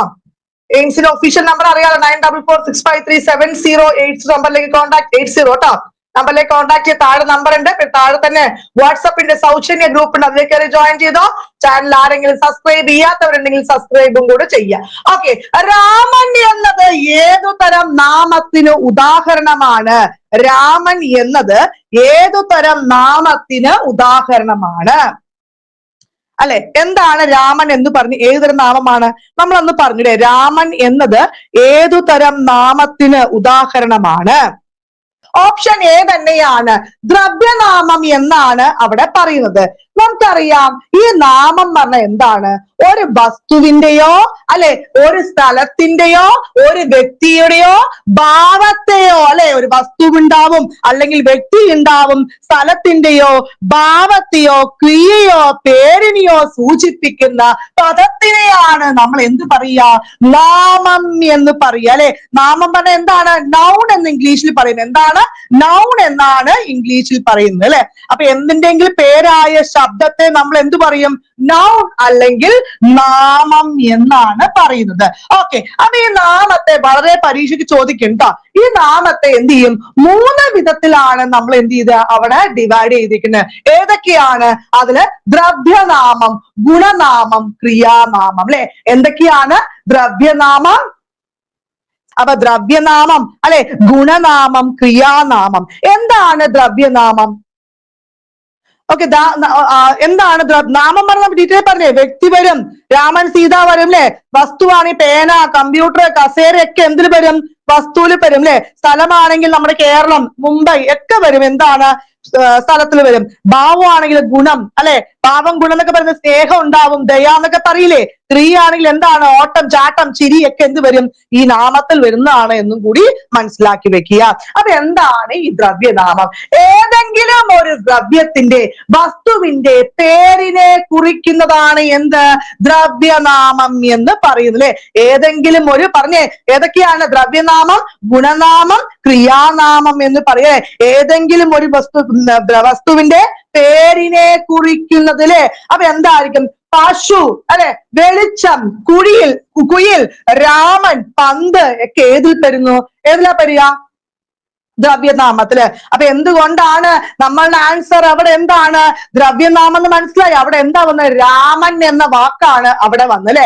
ദെൻ ഈ ദ്രവ്യനാമത്തെ തന്നെ നമ്മൾ കുറെ ആയി ഡിവൈഡ് ചെയ്താൽ പറഞ്ഞുതരാം കേട്ടോ. ദെൻ അടുത്ത തന്നെ ഗുണനാമം. എന്തിന്റെയെങ്കിലും ഗുണത്തെ അല്ലെ, ഗുണത്തെ സൂചിപ്പിക്കുന്ന എന്താണ്? ഗുണനാമം എന്ന് പറയുന്നത്. എന്തിനെങ്കിലും ഗുണത്തിനെയാണ് സൂചിപ്പിക്കുക അല്ലെ. എന്താണ് ഗുണനാമം? മണം അല്ലെ, ദയ, ഉയരം, ലാളിത്യം ഒക്കെ ഏതിലാ വരിക? ചെറുപ്പം അല്ലെ, കറുപ്പ്, തിളക്കം, ഓർമ്മ ഒക്കെ ഏതിൽ വരും? ഗുണനാമത്തിൽ വരും. അപ്പൊ എന്തിനെങ്കിലും ഒരു ഗുണം അല്ലെ, ചെറുപ്പം, ദയ, ഉയരം, കറുപ്പ് ഒക്കെ ഏതിലാ വരിക? ഗുണനാമത്തില്. ദെൻ ക്രിയാനാമം പറഞ്ഞാൽ എന്തിനെ? ക്രിയയുടെ ഭാവത്തെ അല്ലെ, അതിന്റെ ഭാവത്തെ സൂചിപ്പിക്കുന്നതാണ് അല്ലെ. എന്താണ്? നേടുക എന്ന ക്രിയയിൽ എന്ത് വരിക? നേട്ടം അല്ലെ. നേടുക എന്ന കൃതി എന്താണ്? നേട്ടം. പാടുക എന്നല്ലേ പാട്ട്. ചിരി, ഓട്ടം, തൂക്കം ഒക്കെ ഏതിലാ വരിക? ക്രിയാനാമത്തിലാണ് വരിക എന്ന് മനസ്സിലാക്കിയ. അപ്പൊ ഗുണത്തെ സൂചിപ്പിക്കുകയാണ് എന്താണ്? ഗുണനാമവും. സ്വഭാവത്തെ സൂചിപ്പിക്കുകയാണെങ്കിൽ ക്രിയാനാമവും. ദെൻ എന്തിന്റെങ്കിലും ഒരു വസ്തുവോ ദ്രവ്യത്തെ സൂചിപ്പിക്കുന്നതാണ് എന്താണ്? സബ്സ്റ്റൻസ് അല്ലെ. എന്താണ്? സബ്സ്റ്റൻസ് സെന്റൻസ് എന്നാണ് എന്ത് പറയാ? ദ്രവ്യനാമത്തെ പറയാ. അതിനെയാണ് പറയാ ദ്രവ്യനാമം എന്ന് പറയുക. മനസ്സിലായോ? ഈ 3 നിങ്ങൾക്ക് മനസ്സിലായോ? ഓക്കെ, ഞാൻ ഫസ്റ്റ് ഒരു ക്ലാസ്സിൽ പറഞ്ഞതല്ലേ, സർവനാമം, സംജ്ഞാനാമം ഒക്കെ പറഞ്ഞ ഓർമ്മയുണ്ട്, നേനാമം ഒക്കെ. അതൊക്കെ ഏതിലാണ്? അത് ഞാൻ ഡീറ്റെയിൽ തരുന്നില്ല, ഓൾറെഡി തന്നാണ്. കാണാത്തവർ ആ ക്ലാസ് പോയി കണ്ടു കഴിഞ്ഞാൽ നിങ്ങൾക്ക് ആൻസർ കിട്ടും കേട്ടോ. അപ്പൊ ഈ ദ്രവ്യനാമത്തെ നമ്മൾ എന്ത് ചെയ്യും? 5 ആയിട്ടാണ് തരംതിരിക്കുന്നത്. എത്രയായിട്ടാണ്? 5 ആയിട്ടാണ് തരംതിരിക്കുന്നത്. എത്രയായിട്ടാണ്? 5 ആയിട്ടാണ് തരംതിരിക്കുന്നത്. എന്തെയാണ്? സംജ്ഞാനാമം അല്ലെ. എന്താ പറയാ? സംജ്ഞാനാമം പറയാ. ഏതാണ്? ഇതിൽ നമ്മൾ എന്തു പറയാ? ഏകനാമം എന്ന് വിളിക്കും കേട്ടോ. സംജ്ഞാനാമത്തെ എന്ത് പറയും? ഏകനാമം എന്നാണ് വിളിക്കുന്നത്. എന്താണ് ഈ ഏകനാമം എന്ന് പറഞ്ഞ? എന്താണ്? ഒന്നുമില്ല, ഒരു മനുഷ്യൻ അല്ലെ, ഒരാളിന്റെയോ സ്ഥലത്തെയോ വസ്തുവിന്റെയോ പേരായ ശബ്ദത്തെ കുറിക്കുന്നതാണ് എന്ത്? സംജ്ഞാനാമം എന്ന് പറയുക അല്ലെ. അപ്പൊ സ്വാതി, തെങ്ങ്, പാലക്കാട്, തൃശ്ശൂര്, പെരിയാറ്, ഭാരതപ്പുഴ ഒക്കെ ഏതിൽ പെടും? സംജ്ഞാനാമത്തിന് പെടുകയാണ് എന്നും കൂടി മനസ്സിലാക്കി വെക്കുക. അന്ന് ഞാൻ പറഞ്ഞു അല്ലെ. പിന്നെന്തായിരുന്നു? സാമാന്യനാമം അല്ലെ. എന്താണ്? ഇതിൽ നമ്മൾ എന്ത് പറയും? സംജ്ഞാനാമത്തിലെ ഏകനാമം എന്ന് പറയുകയാണെങ്കിൽ സാമാന്യനാമം നമ്മൾ എന്ത്? വർഗനാമം എന്ന് പറയും. എന്താണ്? വർഗനാമം എന്നാണ് പറയുന്നത് അല്ലെ. അപ്പൊ എന്താണ് ഈ വർഗനാമം? എന്താണ്? ഒന്നുമില്ല, ഒരു വ്യക്തികളോ അല്ലെ ഒരു വസ്തുക്കളോ ചേർന്നുള്ള ഒരു സമൂഹത്തെയാണ് പറയുക അല്ലെ. എന്ത് പറയാ? സാമാന്യനാമം എന്ന് പറയുക അല്ലെ. ജനങ്ങൾ, കുന്നുകൾ, കെട്ടിടങ്ങൾ ഒക്കെ ഏതിൽ പെടും? സാമാന്യനാമത്തില് വരും. ക്ലിയർ ആണോ? മനസ്സിലായോ? അപ്പൊ സംജ്ഞാനാമം പറഞ്ഞ എന്താണ്? ഒരാളിന്റെയോ സ്ഥലത്തിന്റെയോ വസ്തുവിന്റെയോ പേരായിട്ട് പറയുന്ന സംജ്ഞാനാമം അത് ഏകനാമമാണ് എന്ന് മനസ്സിലാക്കി വെക്കുക. സാമാന്യ നാമമാണ് എന്താണ്? വർഗനാമം പറഞ്ഞാൽ തന്നെ നിങ്ങൾക്ക് അറിയാലേ എന്താണ്? ഒരു വ്യക്തിയുടെയോ അല്ലെങ്കിൽ വസ്തുക്കളുടെയോ ഒരു വർഗത്തെയാണ് സൂചിപ്പിക്കുക. ജനങ്ങൾ അല്ലെ, പിന്നെന്താ പറഞ്ഞത്? കുന്നുകൾ, കെട്ടിടങ്ങൾ, പട്ടണം ഒക്കെ ഏതിൽ വരും? സാമാന്യ നാമത്തിൽ വരും അല്ലെ. പിന്നെന്താ പറഞ്ഞ നമ്മൾ മേയനാമം എന്ന് പറഞ്ഞു അല്ലെ. മേയനാമം നമ്മൾ കഴിഞ്ഞ ഡിസ്കസ് ചെയ്തേ. എന്താണ്? പ്രകൃതി പ്രതിഭാസമായിട്ടുള്ള എല്ലാ കാര്യങ്ങളും അതിൽ എന്താ വരിക? പ്രകൃതിയുമായി ബന്ധപ്പെട്ടുള്ള എല്ലാ കാര്യങ്ങളും എന്ത് വരും? ഈ മേയനാമത്തിലാണ് വരിക എന്ന് മനസ്സിലാക്കി വെക്കുക അല്ലെ. വൈദ്യുതി, മിന്നല്, വെള്ളം, മേഘം ഒക്കെ ഇതിൽ വരും? മേയനാമത്തില് വരും. പിന്നെ നമ്മൾ പറഞ്ഞൊരു കാര്യമാണ് സമൂഹനാമം അല്ലെ. എന്ത്? ഒരു കൂട്ടത്തെ അല്ലെ, ഒരു കൂട്ടത്തെ പറയുന്ന നാമമാണ് എന്ത്? സമൂഹം പറഞ്ഞ എന്താണ്? ഒരു കൂട്ടമാണ് അല്ലെ. അപ്പൊ കൂട്ടത്തെ പറയുന്നതാണ് എന്ത്? സമൂഹനാമം. കുലം, വംശം ഒക്കെ ഏതിലാണ്? സമൂഹനാമത്തിലാണ് വരിക. ഇതൊക്കെ ഈ ദ്രവ്യനാമത്തിന്റെ ശാഖകളാണ് കേട്ടോ. ദ്രവ്യനാമം നമ്മൾ 5ആയിട്ട് പറയും അല്ലെ. പിന്നെന്താണ്? സർവനാമം അല്ലെ. സർവനാമം പറഞ്ഞ എന്താണ്? നാമത്തിന് പകരം നിൽക്കുന്ന അല്ലെ, നാമതുല്യമായ പദത്തിനെയാണ് എന്ത് പറയുക? സർവനാമം എന്ന് പറയുക. എന്താണ്? നാമത്തിന് പകരം നിൽക്കുന്ന നാമതുല്യമായ വാക്കിനെയാണ് നമ്മൾ എന്ത് പറയാ? സർവനാമൻ. അവൻ, അവൾ, അത് ഇതൊക്കെ ഏതിലാണ്? സർവനാമത്തിലാണ് വരുന്നത് എന്നും കൂടി മനസ്സിലാക്കിയോ? അപ്പൊ എന്താണ് നൗൺ? എന്താണ് നാമം അല്ലെ? നാമവുമായി ബന്ധപ്പെട്ട ദ്രവ്യനാമം, അതുപോലെ തന്നെ പിന്നെന്തായിരുന്നു? ഗുണനാമം, ക്രിയാനാമം. ഈ ദ്രവ്യനാമത്തെ നമ്മൾ എന്ത് ചെയ്തു? 5ആയിട്ട് തരം തിരിച്ചു അല്ലെ. എന്താണ്? സംജ്ഞാനാമം, മേയനാമം പറഞ്ഞേ, സാമാന്യനാമം, സമൂഹനാമം പറഞ്ഞില്ലേ? ഓർമ്മയുണ്ടോ? പിന്നെന്തായിരുന്നു? ഗുണനാമം. എന്തിന്റെയും ഗുണത്തെയാണെങ്കിൽ ഗുണനാമം, ഏതിന്റെയും ക്രിയയുടെ ഭാവത്തെ അല്ലെ, നേട്ടം ഒക്കെ എതിരാ വരിക? ക്രിയാനാമത്തിലാ വരിക. ദ്രവ്യനാമം പറഞ്ഞ എന്താണ്? ഏതെങ്കിലും ഒരു പേരിന്റെയോ വസ്തുവിന്റെയാണ് എന്തും കൂടി മനസ്സിലാക്കി വെക്കുക. ക്ലിയർ ആണോ? അപ്പൊ ഈ നാമം ഡീറ്റെയിൽഡ് ആയിട്ട് കിട്ടിയോ? നാമം കംപ്ലീറ്റ് ആയി കിട്ടിയില്ലേ? എന്തേലും ഡൗട്ട് ഉണ്ടോ? അപ്പൊ എക്സാമിന് എങ്ങനെ ഓപ്ഷൻ തന്നാലും തരുമോ? മനസ്സിലാവോ? അപ്പൊ ഈ വെള്ളം ഒക്കെ ഏത് നാമത്തിലാ വരിക? വെള്ളം, വെള്ളം ഏത് നാമത്തിലാ വരിക? മേനാമം. രാമൻ, രാമൻ ഏത് നാമത്തിലാ വരിക? രാമൻ ദ്രവ്യനാമം കേട്ടോ. പശു, വെളിച്ചം, കുയിലൊക്കെ ഞാൻ പറഞ്ഞില്ലേ ദ്രവ്യനാമമാണ്. പിന്നെ ഏതാ വരിക? പാലക്കാട്, കാസർഗോഡ് ഇതൊക്കെ ഏതിലാ വരിക? സംജ്ഞാനാമമാണ് എന്നും കൂടി മനസ്സിലാക്കി വെക്കുക കേട്ടോ. അടുത്ത ചോദ്യം നോക്കിയേ. കാട്ടാളത്തം എന്ന പദം ഏത് വിഭാഗത്തിൽ പെടുന്നു? കാട്ടാളത്തം എന്ന പദം ഏത് വിഭാഗത്തിൽ പെടുന്നു? ഈ കാട്ടാളത്തം എന്ന പദം ഏത് വിഭാഗത്തിലാണ് പെടുന്നത്? തദ്ധിതമാണോ, കൃത്താണോ, ഭേദകമാണോ, വിഭക്തിയാണോ? ഏതാണ് അവിടെ ആൻസർ ആയിട്ട് വരുന്നത്? നോക്കാം. കാട്ടാളത്തം ഏകം ആൻസർ ചെയ്തേ. അത് തന്നെയാണ് ആൻസർ. ഓപ്ഷൻ ബി വരും. തദ്ധിതം അല്ലെ. എന്താണ്? തദ്ധിതമാണ് അവിടെ ആൻസർ ആയിട്ട് വരിക. എന്താണ് ഈ തദ്ധിതം പറഞ്ഞു കഴിഞ്ഞാൽ? എന്താണ്? നാമം അല്ലെ. നാമം പറഞ്ഞ എന്താണ്? നൗൺ ആണ്. എല്ലാവർക്കും അറിയാം അല്ലെ. നാമം പറഞ്ഞാൽ നൗൺ ആണ്. ക്രിയ എന്ന് പറഞ്ഞാൽ എന്താണ്? ഒരു വെർബാണ് അല്ലെ. വിശേഷണം എന്ന് പറഞ്ഞാൽ എന്താണ്? അഡ്ജക്റ്റീവ് ആണ് എന്നും കൂടി ആദ്യം മനസ്സിലാക്കി വയ്ക്കുക അല്ലെ. അതായത് ഈ നാമമായിട്ടോ ക്രിയയായിട്ടോ വിശേഷണം തുടങ്ങിയ പ്രത്യയങ്ങൾ എന്താണ്?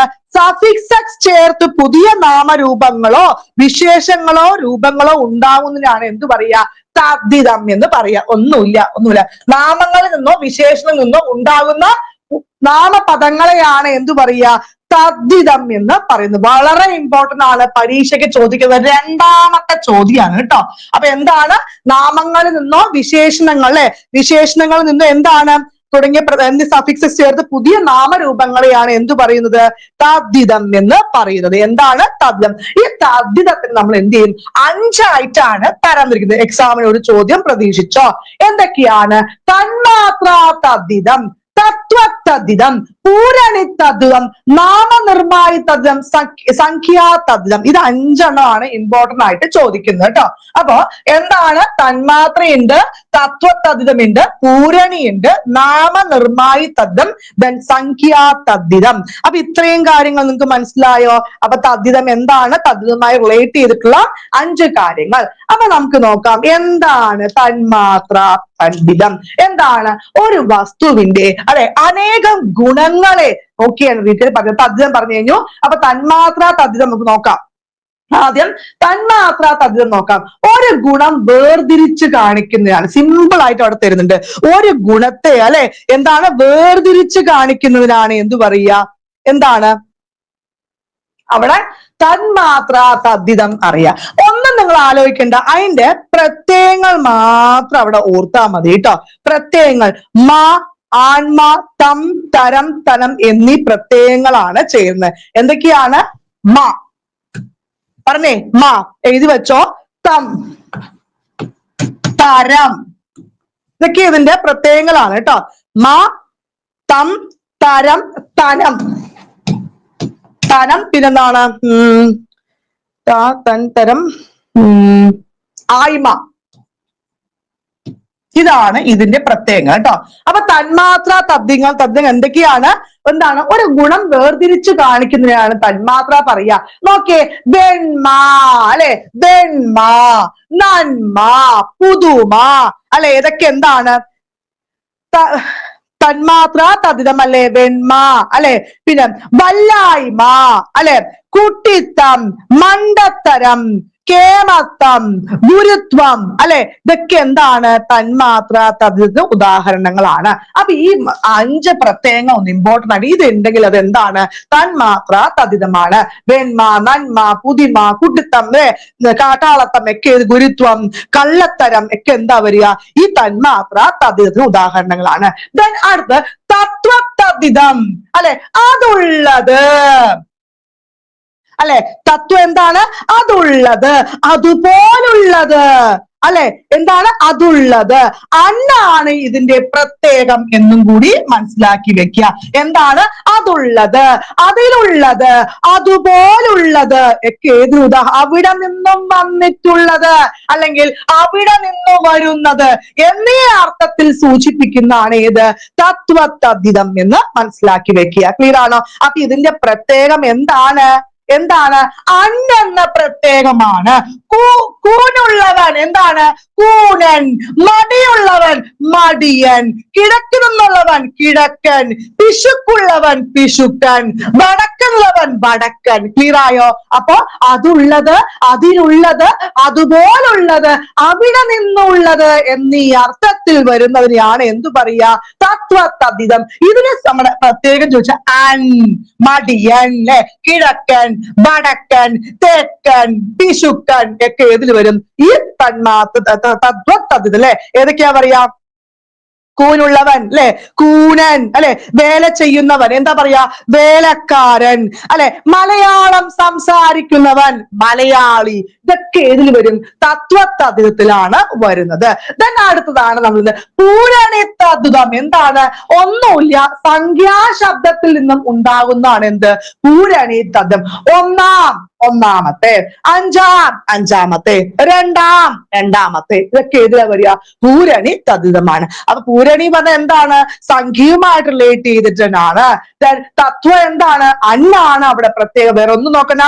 മടിയൻ, കിഴക്കൻ, തെക്കൻ, വടക്കൻ, കൂള്ളവനൊക്കെ എന്താണ്? തത്വതദ്ധിതമാണ്. തന്മാത്രയാണെങ്കിൽ അവിടെ വെണ്മ, പുതുമ ഒക്കെ എന്താണ്? അവിടെ ഗുണത്തെയാണ് വേർതിരിക്കുന്നത് എന്നും കൂടി മനസ്സിലാക്കി വെക്കുക. ക്ലിയർ ആണോ? ഇത് കാറ്റഗറി 1, 2, 3 ഒക്കെ വരും കേട്ടോ. ദെൻ അതുമായി റിലേറ്റ് ചെയ്തിട്ടുള്ള വേറൊന്നും കൂടിയാണ്, അടുത്തതും കൂടി ഉണ്ട്. 5 പറയാം. നാമനിർണായി തദ്ധിതം അല്ലെ. എന്താണ്? നാമനിർണായി തദ്ധിതം എന്താണ്? ഇതിന്റെ പ്രത്യേകം ഞാൻ പറയാ, അൻ, അൽ, തു, അൻ, അൽ, തു എന്നീ പ്രത്യയങ്ങൾ എന്ന് അൻ, അൽ, തു അല്ലെ എന്നീ പ്രത്യയങ്ങൾ പേരച്ചം സംബന്ധിച്ച അതൊക്കെ വേണ്ട എന്നീ പ്രത്യയങ്ങൾ പേരച്ചത്തോടൊപ്പം ചേർക്കുന്നതാണ് എന്തു പറയാ? നാമനിർണായി തദ്ധിതം. ഒന്നും നോക്കണ്ട. ഈ അന്നും അള്ളും തൂവും ഉണ്ടോ അവിടെ എന്താണ്? അത് നാമനിർണായി. കേട്ടവൻ അല്ലെ, കേട്ടവൻ, കേട്ടത് അല്ലെ, എന്താണ്? കണ്ടവൻ, കണ്ടവൾ അല്ലെ, വന്നവൻ, വന്നവൾ, വന്നത്. മനസ്സിലായോ? കേട്ടവൻ, കേട്ടവൾ, ഇത് കേട്ടവൾ. മനസ്സിലായി? കേട്ടത് ഇത് ഒന്നിന് വരും. ഇതൊരു ഭാഗമായിട്ട് വരും. വന്നവൻ, വന്നവൾ, വന്നത്. മനസ്സിലായോ? ഇപ്പൊ മനസ്സിലായോ? അപ്പൊ അന്നും അള്ളും തൂ എന്നീ പ്രത്യയങ്ങൾ അവിടെ ഉണ്ടോ അതെന്താണ്? നാമനിർമ്മായി. കേട്ട, കേട്ടവൻ, അല്ലെ? കേട്ടവൻ, കേട്ടവൾ, കേട്ടത്. വന്ന, വന്നവൻ, വന്നവൾ, വന്നത്, അല്ലെ? വെളുത്താന്ന് വന്ന വെളുത്തവൻ, വെളുത്തവൾ, വെളുത്തത്. മനസ്സിലായോ? എന്റെ, എന്റവൻ, എന്റവൾ, എന്റേത്. ക്ലിയർ ആണോ? മനസ്സിലായോ? താഴത്ത്, താഴത്തവൻ, താഴത്തവൾ, താഴത്തേത്. ക്ലിയർ ആയോ? അപ്പൊ അൻ, അൾ, തു. കേട്ട, കേട്ടവൻ, കേട്ടവൾ, കേട്ടത്. വന്ന, വന്നവൾ, വന്നത്, വന്നവൻ, വന്നവൾ, വന്നത്. ക്ലിയർ ആണോ? മനസ്സിലായോ? താഴത്താണെങ്കിൽ താഴത്തേവൻ, താഴത്തവൾ, താഴത്തേത്. എന്റെ, എന്റവൻ, എന്റവൾ, എന്റെ, എന്റേത്. ക്ലിയർ ആണോ? മനസ്സിലാവുന്നുണ്ടോ? ഇപ്പൊ മനസ്സിലായോ? തന്നെ അടുത്താണ് സംഖ്യാതദ്ധിതം. എന്താണ്? സംഖ്യാവിശേഷണത്തിൽ ലിംഗവചനങ്ങൾ കുറിക്കുന്നത്, അല്ലെ? എന്താണ്? സംഖ്യാവിശേഷണങ്ങളിൽ എന്താണ്? ലിംഗവചനങ്ങൾ കുറിക്കുന്നത്. അവിടെ എന്താണ് പ്രത്യയം? അൻ, അൾ, ആർ. എന്താണ്? അൻ, അൾ, ആർ. എന്താണ്? അൻ അല്ലെങ്കിൽ വൻ, അവൻ, അവൾ, അല്ലെ? അവർ. എന്തൊക്കെയാ പറയാ? ഒരുവൻ, അല്ലെ? ഒരുവൻ പറഞ്ഞ എന്താണ്? ഒരുവൻ, അല്ലെ? ഒരുവൾ, ഇരുവർ, ഒരുവൾ ഒക്കെ ഏതിലാ വരിക? സംഖ്യാ തദ്ധിതത്തിലാണ് വരുന്നത്. ക്ലിയർ ആണോ? അപ്പൊ സംഖ്യ എന്താണ്? സംഖ്യാവിശേഷണങ്ങൾ ലിംഗവചനങ്ങൾ ഉണ്ടെങ്കിൽ എന്താണ്? സംഖ്യയാണ്. നാമനിർമ്മായി തദ്ധിത അൻ, അൾ, തൂ ആണ് എന്ന് ഓർത്ത് വെക്കുക. പിന്നെ എന്താ പറഞ്ഞത്? പൂരണിയാണെങ്കിൽ എന്താണ്? പൂരണി നമ്മൾ പറഞ്ഞിട്ടുണ്ടായിരുന്നില്ല, അല്ലെ? അത് നമുക്ക് അടുത്ത ക്ലാസ്സിൽ ഡിസ്കസ് ചെയ്യാം. പിന്നെ തന്മാത്രയാണെങ്കിൽ എന്താ പറഞ്ഞത്? തന്മാത്ര, തന്മാത്ര ഒരു ഗുണം വേർതിരിക്കുന്നു, അല്ലെ? വെണ്മ, നന്മ, അല്ലെ? ഒക്കെ പറഞ്ഞു. തത്വതദ്ധിതം പറഞ്ഞ എന്താണ്? അതുള്ളത്, അതിലുള്ളത്, അവിടെ നിന്നുള്ളത്, അവിടെ നിന്ന് വരുന്നത്, അല്ലെ? മടിയൻ, കിഴക്കൻ, വടക്കൻ, പിശുക്കൻ, തെക്കൻ ഒക്കെ പറഞ്ഞില്ലേ? പൂരണിയാണെങ്കിൽ എന്താണ്? പൂരണി പറഞ്ഞു, അല്ലെ? പൂരണി എന്താണ്? സംഖ്യാശബ്ദത്തില് ഉണ്ടാവുന്നു. ഒന്നാം, ഒന്നാമത്തെ, അഞ്ചാം, അഞ്ചാമത്തെ, രണ്ടാം, രണ്ടാമത്തെ. അപ്പൊ എന്താണ് നാമം, എന്താണ് തദ്ധിതം എന്ന് ക്ലിയർ ആയോ? 2 ക്വസ്റ്റ്യൻ ക്ലിയർ ആയോ? 2 ചോദ്യങ്ങളാണ്, 2 മാർക്ക് ചോദ്യം പരീക്ഷയ്ക്ക് ഉണ്ടാവും. അടുത്ത ചോദ്യം, കണ്ണിനെ കയം കാണിക്കുക ശൈലി ഏത്? കണ്ണിനെ കയം കാണിക്കുക ശൈലി ഏത്? കണ്ണിനെ കയം കാണിക്കുക ശൈലി ഏത്? എന്താ അതിൽ ആൻസർ വരിക? മുൻനിലപാടിൽ നിന്ന് നേരെ വിപരീത നിലപാട് സ്വീകരിക്കുക, കൂടെ നിന്നുകൊണ്ടും ചതിക്കുക, ആകർഷകമായ വസ്തുവിൽ മതിമറക്കുക. എന്താണ്? ചപലന്മാരുടെ കയ്യിലെ വിശിഷ്ട വസ്തു ഏതാണ് അവിടെ ആൻസർ ആയിട്ട് വരുന്നത്? എക്സാമിന് ഒരു ചോദ്യം ഉറപ്പ്. മൂന്നാമത്തെ ചോദ്യം, മൂന്നാമത്തെ മോഡൽ, അല്ലെ? ഒരു ചോദ്യം അവിടെ ഉറപ്പാണ്. ഏതാ അവിടെ ആൻസർ ആയിട്ട് വരിക? ഓപ്ഷൻ ഏതാ വരിക? Option C. ആകർഷകമായ വസ്തുവിൽ മതിമറക്കുക. എന്താണ്? എക്സാമിന് ചോദിച്ച ചോദ്യമാണ്. ആകർഷകമായ വസ്തുവിൽ മതിമറക്കുക. അപ്പൊ എക്സാമിന് കണ്ടിന്യൂസ് ആയിട്ട് റിപ്പീറ്റഡ് ആയിട്ട് ചോദിക്കുന്ന കുറച്ച് ശൈലി നമുക്ക് അവിടെ പഠിച്ചു കേട്ടോ. എന്താണ്? ഉട്ടോപ്യ പറഞ്ഞ എന്താണ്? പ്രയോഗമില്ലാത്തത്. വളരെ ഇമ്പോർട്ടന്റ് ആണ് കേട്ടോ, വളരെ ഇമ്പോർട്ടന്റ് ആണ്. അപ്പൊ ഉട്ടോപ്യ എന്ന് പറഞ്ഞാൽ എന്താണ്? പ്രയോഗമില്ലാത്ത. ഭരണവാക്യം ചൊല്ലുക ഒരു 10 പ്രാവശ്യമെങ്കിലും PSC ചോദിച്ചിട്ടുണ്ടാവും. അവസാനിപ്പിക്കുക. ഇത് ടൈപ്പിംഗ് മിസ്റ്റേക്ക് ആണ് കേട്ടോ. അവസാനിപ്പിക്കുക. എന്താണ്? ഭരണവാക്യം ചൊല്ലുക എന്ന് പാടുക എന്ന് പറഞ്ഞാൽ എന്താണ്? അവസാനിപ്പിക്കുക. ഓളം നിന്നിട്ട് കടലാടുക അസാധ്യമായ കാര്യം. ഓളം നിന്നിട്ട് കടലാടുക എന്ന് പറഞ്ഞാൽ എന്താണ്? അസാധ്യമായ കാര്യമാണ്. കടുവടിപ്പിക്കുക എന്താണ്? ഒരു സ്ഥാനത്തെത്തിക്കുക. ഇതൊക്കെ എക്സാമിന് റിപ്പീറ്റ് ആയി ചോദിക്കുകയാണ് കേട്ടോ. കടുവടിപ്പിക്കുക, ഒരു സ്ഥാനത്തെത്തിക്കുക. കുളങ്കോരി, കുളങ്കോരി പറഞ്ഞ എന്താണ്? നശിപ്പിക്കുക. പിന്നെന്താണ്? പിന്നെ വീണ്ടും 10 പ്രാവശ്യമെങ്കിലും ചോദിച്ചിട്ടുണ്ടാവും. ശിങ്കിടി പാടുക, ഏറ്റുപാടുക. ശിങ്കിടി പാടുക എന്ന് പറഞ്ഞാൽ എന്താണ്? ഏറ്റുപാടുക. വെള്ളത്തിൽ ഒഴുക്കുക, നമുക്കല്ലേ ഫലമില്ലാതെ പ്രവർത്തിക്കുക, അല്ലെ?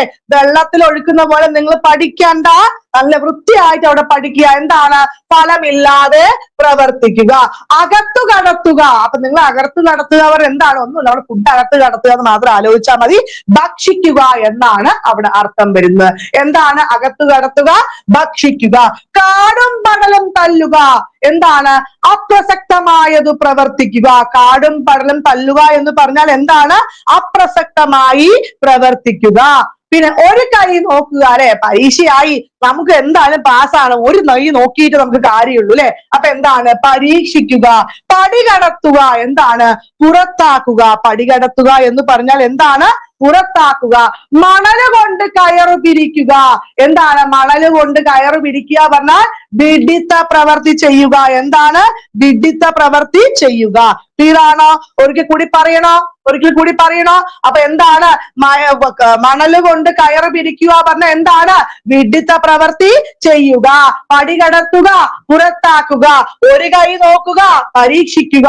കാടും പടലും തല്ലുക, അപ്രസക്തമായത് പ്രവർത്തിക്കുക അല്ലെ. അകത്തു കടത്തുക, ഭക്ഷിക്കുക. വെള്ളത്തിൽ ഒഴിക്കുക, ഫലമില്ലാതെ പ്രവർത്തിക്കുക അല്ലെ. ശിങ്കിടി പാടുക, ഏറ്റുപാടുക. കുളം കോരി. എന്താണ് കുളം കോരുക പറഞ്ഞ? നശിപ്പിക്കുക, കടുവടിപ്പിക്കുക, ഒരു സ്ഥാനത്തെത്തിക്കുക. ഓളം നിന്നിട്ട് കടലാടുക, അസാധ്യമായ കാര്യം. ഭരതവാക്യം പാടുക, അവസാനിപ്പിക്കുക. ഉട്ടോപ്യ എന്ന് പറഞ്ഞാൽ പ്രയോഗികമല്ലാത്തത്. എക്സാമിന് ഇതെന്നൊക്കെ ഒരു ശൈലി പ്രതീക്ഷിച്ചോളൂ കേട്ടോ, ഉറപ്പായിട്ടും ചോദിക്കും. ഓക്കെ, അടുത്ത ശൈലി, അതുപോലെ തന്നെ പഴഞ്ചൊല്ല്, തദ്ധിതം, നാമം, പേരച്ചം, വിനയച്ചം, അതുപോലെ തന്നെ ഘടകവാക്യം, പിന്നെന്താണ് വിപരീതം, പര്യായം, അർത്ഥവ്യത്യാസം. ഇതൊക്കെയാണ് അതിന്റെ മോഡൽ. കഴിഞ്ഞ ക്ലാസ് ഞാൻ മോഡൽ പറഞ്ഞത് അല്ലെ, അതുപോലത്തെ മോഡൽ തന്നെയാണ് ഇത് കേട്ടോ. അടുത്ത ചോദ്യം. When there is a will, there is a way. ഇതിന് സമാനമായ പഴഞ്ചൊല്ല് ഇത് എല്ലാവർക്കും അറിയാം അല്ലെ. എന്താണ്? വേണമെങ്കിൽ ചക്ക അവിടെ എന്താണ്? വേരിലും കായ്ക്കും. ഓപ്ഷൻ സി ആണ് അല്ലെ. വേണമെങ്കിൽ ചക്ക അവിടെ എന്താണ്? വേരിലും അങ്ങോട്ട് കായ്ക്കും എന്നാണ്. അപ്പൊ നമുക്ക് കുറച്ച് പഴഞ്ചൊല്ലും അതുപോലെ എക്സാമിന് ചോദിച്ച് റിപ്പീറ്റ് ആയിട്ടുള്ള നോക്കാലോ അല്ലെ. എന്താണ്? A little knowledge is A dangerous thing. എന്താണ്? അല്പജ്ഞാനം അപകടകരം അല്ലെ. A little knowledge is A dangerous thing പറഞ്ഞ എന്താണ്? അല്പജ്ഞാനം അപകടം. Too many cooks spoil the broth. എത്ര പ്രാവശ്യം ചോദിച്ചെന്നറിയോ? Too many cooks spoil the broth. എന്താണ്? ആളേറെ കൂടിയാൽ പാമ്പ് ചാകില്ല. എന്താണ്? ആളേറെ കൂടിയാൽ പാമ്പ് ചാകില്ല. It is better to die like a lion than to live like an ass. എന്താണ്? ഒരു കഴുതയായി ജീവിക്കുന്നതിലും നല്ലത് ഒരു സിംഹമായി മരിക്കുന്നതാണ് അല്ലെ. ഒരു കഴുതയായിട്ട് അങ്ങനെ ജീവിക്കുന്നതാണ് നല്ലത് ഒരു സിംഹമായി മരിക്കുന്നതാണ്. Time and tide wait for no man. കാലവും തിരമാലയും ആർക്കു വേണ്ടിയും കാത്തു നിൽക്കാറില്ല അല്ലെ. Time and tide wait for none man. എന്താണ്? കാലവും തിരമാലയും ആർക്ക് വേണ്ടി അങ്ങോട്ട് കാത്തു നിൽക്കാറില്ല. Then borrowed garments never fit. ഏച്ചുകെട്ടിയാൽ മുഴച്ചിരിക്കും. എത്ര പ്രാവശ്യം ഈ ക്വസ്റ്റ്യൻ ചോദിച്ചെന്നറിയോ? എന്താണ്? ഏച്ചുകെട്ടിയാൽ മുഴച്ചിരിക്കും. എന്താണ്? borrowed garments never fit കേട്ടോ. all mankind masters. എല്ലാവരും പല്ലക്കേറിയാൽ ചുമക്കാൻ ആള് വേണ്ടേ. എന്താണ്? എല്ലാവരും പല്ലക്കേറിയാൽ ചുമക്കാൻ ആള് വേണ്ടേ. Rome was not built in a day. എന്താണ്? പയ്യെ തിന്നാൽ പാനയും തിന്നാം. അതും ചോദിച്ചിട്ടുണ്ട്. പയ്യെ തിന്നാൽ പാനയും തിന്നാം. അപ്പൊ ഈ പഴഞ്ചൊല്ലും അതുപോലെ ശൈലിയും ഒന്ന് നോക്കി വെക്കുക കേട്ടോ. Then a leopard never changes its strips. എന്താണ്? നായ നടുക്കടലും എന്താണ്? നക്കിയെ കുടിക്കും എന്നൊക്കെ നമ്മൾ ഓരോരുത്തരുടെ സ്വഭാവത്തിന് പറയില്ലേ, അതിനെയാണ് a leopard never changes strips. എന്താണ്? നായ നടുക്കടലും നക്കിയെ കുടിക്കൂ. He struck at it but down felt in. ചക്കിന് വെച്ചത് കൊക്കിന് കൊണ്ടു. എന്താണ്? ചക്കിന് വെച്ചത് കൊക്കിന് കൊണ്ട്. Penny wise and pound foolish. ആന ചോരുന്നതറിയില്ല, പേൻ ചോരുന്നതറിയില്ല. ഇത് എക്സാമിന് ചോദിച്ചിട്ടുണ്ട് കേട്ടോ. ഈ കഴിഞ്ഞ കേട്ടറ്റിന്റെ മുമ്പത്തെ കേട്ട പരീക്ഷയിൽ ചോദിച്ച ചോദ്യമാണ്. എന്താണ്? ആന ചോരുന്നറിയില്ല, പേൻ ചോരുന്നറിയും. A boor is known by his talk. എന്താണ്? ഉണ്ണിയെ കണ്ടാൽ അറിയാം അല്ലെ, ഊരിലെ പഞ്ഞെന്നൊക്കെ നമ്മൾ പറയില്ലേ, അതിനെയാ പറയുന്നത്. boor is known by his talk. A wolf has lamb skin. എന്താണ്? ആട്ടിൻ തോലിട്ട ചെന്നായ. ഇതൊക്കെ നമുക്ക് ചോദ്യം കണ്ടാത്ത നമുക്ക് ആൻസർ ചെയ്യാൻ പറ്റും അല്ലെ. To kill two birds birds with one stone. അംഗവും കാണാം താളിയും ഒടിക്കാം അല്ലെ. എന്താണ്? to kill 2 birds with 1 stone. അംഗവും കാണാം താളിയും ഒടിക്കാം. Wisdom and beauty are rarely united in the same person. അഴകുള്ള ചക്കിയിൽ ചൊളയില്ല എന്നതിനാണ് ഇത്രയും വലിയ അവിടെ സെന്റൻസ് കൊടുത്തു അല്ലെ. A bird workman quarrels with his tools. കിട്ടാത്ത മുന്തിരി എന്ത് ചെയ്യും? അവിടെ പുളിക്കും. A bird workman quarrels with his tools. എന്താണ്? കിട്ടാത്ത മുന്തിരി അവിടെ പുളിക്കും എന്നാണ്. മനസ്സിലായോ? അടുത്ത് വിദൂഷി എന്ന പദത്തിന് അനുയോജ്യമായ പുല്ലിംഗ രൂപം ഏതാണ്? വിദൂഷി എന്ന പദത്തിന് അവിടെ അനുയോജ്യമായ പുല്ലിംഗ രൂപം ഏതാണ്? ഏതാണ് പുല്ലിംഗ രൂപം? വിദൂഷി. എന്താ ആൻസർ വരിക? അതൊക്കെ എക്സാമിന് ചോദ്യം ഉറപ്പാണ്. ഞാൻ തരുന്ന കാര്യം വൃത്തിയായിട്ട് പഠിച്ചോളൂ. പരീക്ഷയ്ക്ക് നിങ്ങൾക്ക് ഇതിന്ന് ചോദ്യങ്ങൾ പ്രതീക്ഷിച്ചാൽ മതി. എന്താണ് വിദൂഷി പറഞ്ഞ? എന്താണ്? അതിന്റെ പുല്ലിംഗ രൂപമാണ് അല്ലെ. എന്താ പറയുക ആൻസർ? വിദ്വാൻ എന്ന് പറയും. ഓപ്ഷൻ എന്താണ്? ഓപ്ഷൻ എ വിദ്വാൻ. എന്താണ്? വിദ്വാൻ. എന്താണ്? വിദ്വാൻ. അപ്പൊ അതുമായി റിലേറ്റ് ചെയ്തിട്ടുള്ള പരീക്ഷയ്ക്ക് ചോദിച്ചിട്ടുള്ളതും ഇനി ചോദിക്കാൻ സാധ്യത നോക്കാം. പൗരൻ. എന്താണ്? പൗരൻ പറഞ്ഞ പുല്ലിംഗം, അവിടെ സ്ത്രീലിംഗമാണ് കേട്ടോ. ഞാൻ ഈ പറയുന്ന പുല്ലിംഗമാണ്, ഈ ഭാഗം സ്ത്രീലിംഗമാണ്. പൗരൻ എന്താണ്? പൗരൻ പുരന്ത്രി അല്ലെ. ഭ്രാതാവ്. ഭ്രാതാവ്. സ്വസ്വാവ്. മഹാൻ. മഹതി. യാചകൻ. യാചക. യാചകൻ. യാചക അല്ലെ. യോഗി. യോഗി പറഞ്ഞ എന്താണ്? യോഗിനി. ലേഖകൻ.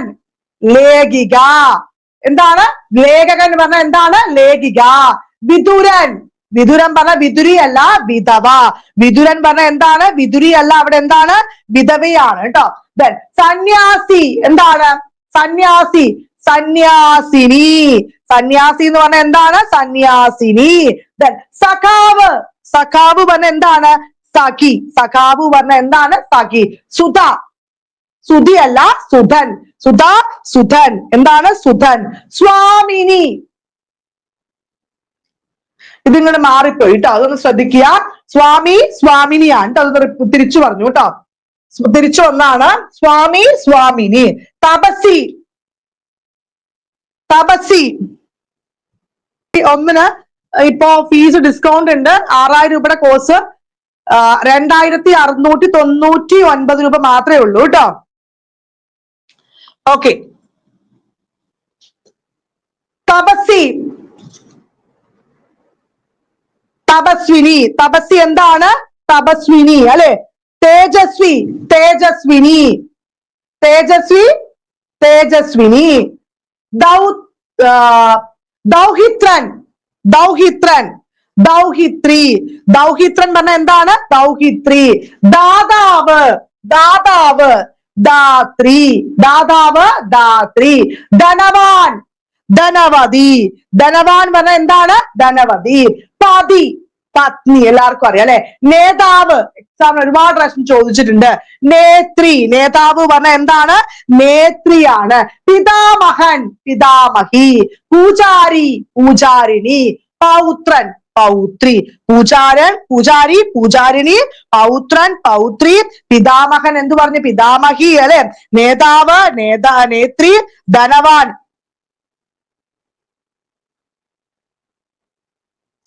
ധനവാൻ. ധനവതി. ദാതാവ്. ദാത്രി. ദൗഹിത്രൻ. ദൗഹിത്രി കേട്ടോ. തപസ്സി. തപസ്വിനി. ഓക്കെ. അടുത്ത ക്വസ്റ്റ്യൻ. അടുത്ത ചോദ്യം. പറയാനുള്ള ആഗ്രഹം. അടുത്ത വളരെ ഇമ്പോർട്ടന്റ് ആയിട്ടുള്ള ചോദ്യമാണ് അല്ലെ. 6ാമത്തെ മോഡൽ ഇമ്പോർട്ടന്റ്. പറയാനുള്ള ആഗ്രഹം. പറയാനുള്ള ആഗ്രഹം ഏതാ പേരിൽ അറിയാ? വിവക്ഷ, വൈവശ്യം, വൈഷദ്യം, വിവക്ഷിതം. ഏതാ അവിടെ ആൻസർ വരിക? പറയാനുള്ള ആഗ്രഹം ഏതാണ്? വിവക്ഷ എന്നാണ്. വിവക്ഷ. പറയാനുള്ള ആഗ്രഹം എന്താണ്? വിവക്ഷ അല്ലെ. പഠിക്കാൻ ആഗ്രഹിക്കുന്നവർ എന്താണ്? പിപഠിഷു. പഠിക്കാൻ ആഗ്രഹിക്കുന്നവർ പിപഠിഷു. ഇതിന്റെ ചോദ്യമുണ്ട്, വേണമെങ്കിൽ നിങ്ങൾ നോക്കിക്കോ കേട്ടോ. ചെയ്യാനുള്ള ആഗ്രഹം ചികീർഷ. ഇമ്പോർട്ടന്റ് ആണ്. ചെയ്യാനുള്ള ആഗ്രഹം ചികീർഷ. അറിയാനുള്ള ആഗ്രഹം എന്താണ്? ജിജ്ഞാസ. അറിയാനുള്ള ആഗ്രഹം ജിജ്ഞാസ. എന്നെന്നും നിലനിൽക്കുന്നത് ശാശ്വതം. എല്ലാവർക്കും അറിയാം അല്ലെ. ദെൻ കാണാനുള്ള ആഗ്രഹം എന്താണ്? ദിദക്ഷ. എന്താണ്? കാണാനുള്ള ആഗ്രഹം. ദെൻ കുടിക്കാനുള്ള ആഗ്രഹം പിപാസ. കുടിക്കാനുള്ള ആഗ്രഹം പിപാസ അല്ലെ. ദെൻ പറഞ്ഞയച്ചവൻ എന്താണ്? ഇത് ശ്രദ്ധിക്കാതെ ചോദിച്ചിട്ടുണ്ട്, എപ്പോഴും തെറ്റിക്കണ്ട നിങ്ങള്. പറഞ്ഞയച്ചവൻ എന്താണ്? പ്രേഷകൻ. എന്താണ്? പ്രേഷകൻ. പ്രേഷകൻ. അയക്കുന്ന ആൾ എന്താണ്? പ്രേഷിതൻ അല്ലെ. അയക്കുന്ന ആളാണെങ്കിൽ എന്താണ്? പ്രേക്ഷിതനാണ്. ദെൻ ജയിക്കുവാൻ ആഗ്രഹിക്കുന്നവൻ ജിഗീഷു. ജയിക്കാൻ ആഗ്രഹിക്കുന്നവൻ ജിഗീഷു. കാണുന്ന ആൾ എന്താണ്? അതാണ് പ്രേക്ഷകൻ. അപ്പൊ നോക്കിയേ, ഇവിടെ പറഞ്ഞയച്ചവൻ പ്രേക്ഷകനും അയക്കുന്ന ആള് പ്രേഷിതനും കാണുന്ന ആളാണെങ്കിൽ പ്രേക്ഷകരുമാണ് എന്നും കൂടി മനസ്സിലാക്കി വെക്കുക. കേൾക്കുന്ന ആൾ നമുക്കറിയാം ശ്രോതാവാണ് അല്ലെ. കേൾക്കുന്ന ആൾ എന്താണ്? ശ്രോതാവ്. ദെൻ അടുത്ത് ഉയർച്ച ആഗ്രഹിക്കുന്നവൻ എന്താണ്? ഉത്കർഷേച്ചു അല്ലെ. ഉയർച്ച ആഗ്രഹിക്കുന്നവൻ ഉത്കർഷേച്ചു. ദെൻ ഗ്രഹിക്കാനുള്ള ആഗ്രഹം എന്താണ്? ജിഗിഷ കേട്ടോ. ദെൻ തന്നെ സംബന്ധിച്ചത് സ്വകീയം. തന്നെ സംബന്ധിച്ചത് സ്വകീയം. പറയുന്ന ആൾ എന്താണ്? വക്താവ്. പറയുന്ന ആൾ വക്താവ്. പറയാനുള്ള ആഗ്രഹം എന്താണ്? വിവക്ഷ. എന്താണ്? പറയാനുള്ള ആഗ്രഹം എന്താണ്? വിവക്ഷ. ക്ലിയർ ആണോ? ദെൻ അടുത്ത ചോദ്യം, ശബ്ദസുന്ദരൻ എന്നറിയപ്പെടുന്ന കവി ആര്? ശബ്ദസുന്ദരൻ എന്നറിയപ്പെടുന്ന കവി ആര്? ശബ്ദസുന്ദരൻ നമുക്ക് ഇമ്പോർട്ടന്റ് ആണ്. അടുത്ത ക്വസ്റ്റ്യൻ നമുക്കറിയാം വള്ളത്തോളാണ് അല്ലെ. ആരാണ്? ഓപ്ഷൻ ഡി വള്ളത്തോളാണ്. ആരാ മക്കളെ? വള്ളത്തോളാണ് അല്ലെ. എന്താണ് ബാക്കി? അടുത്ത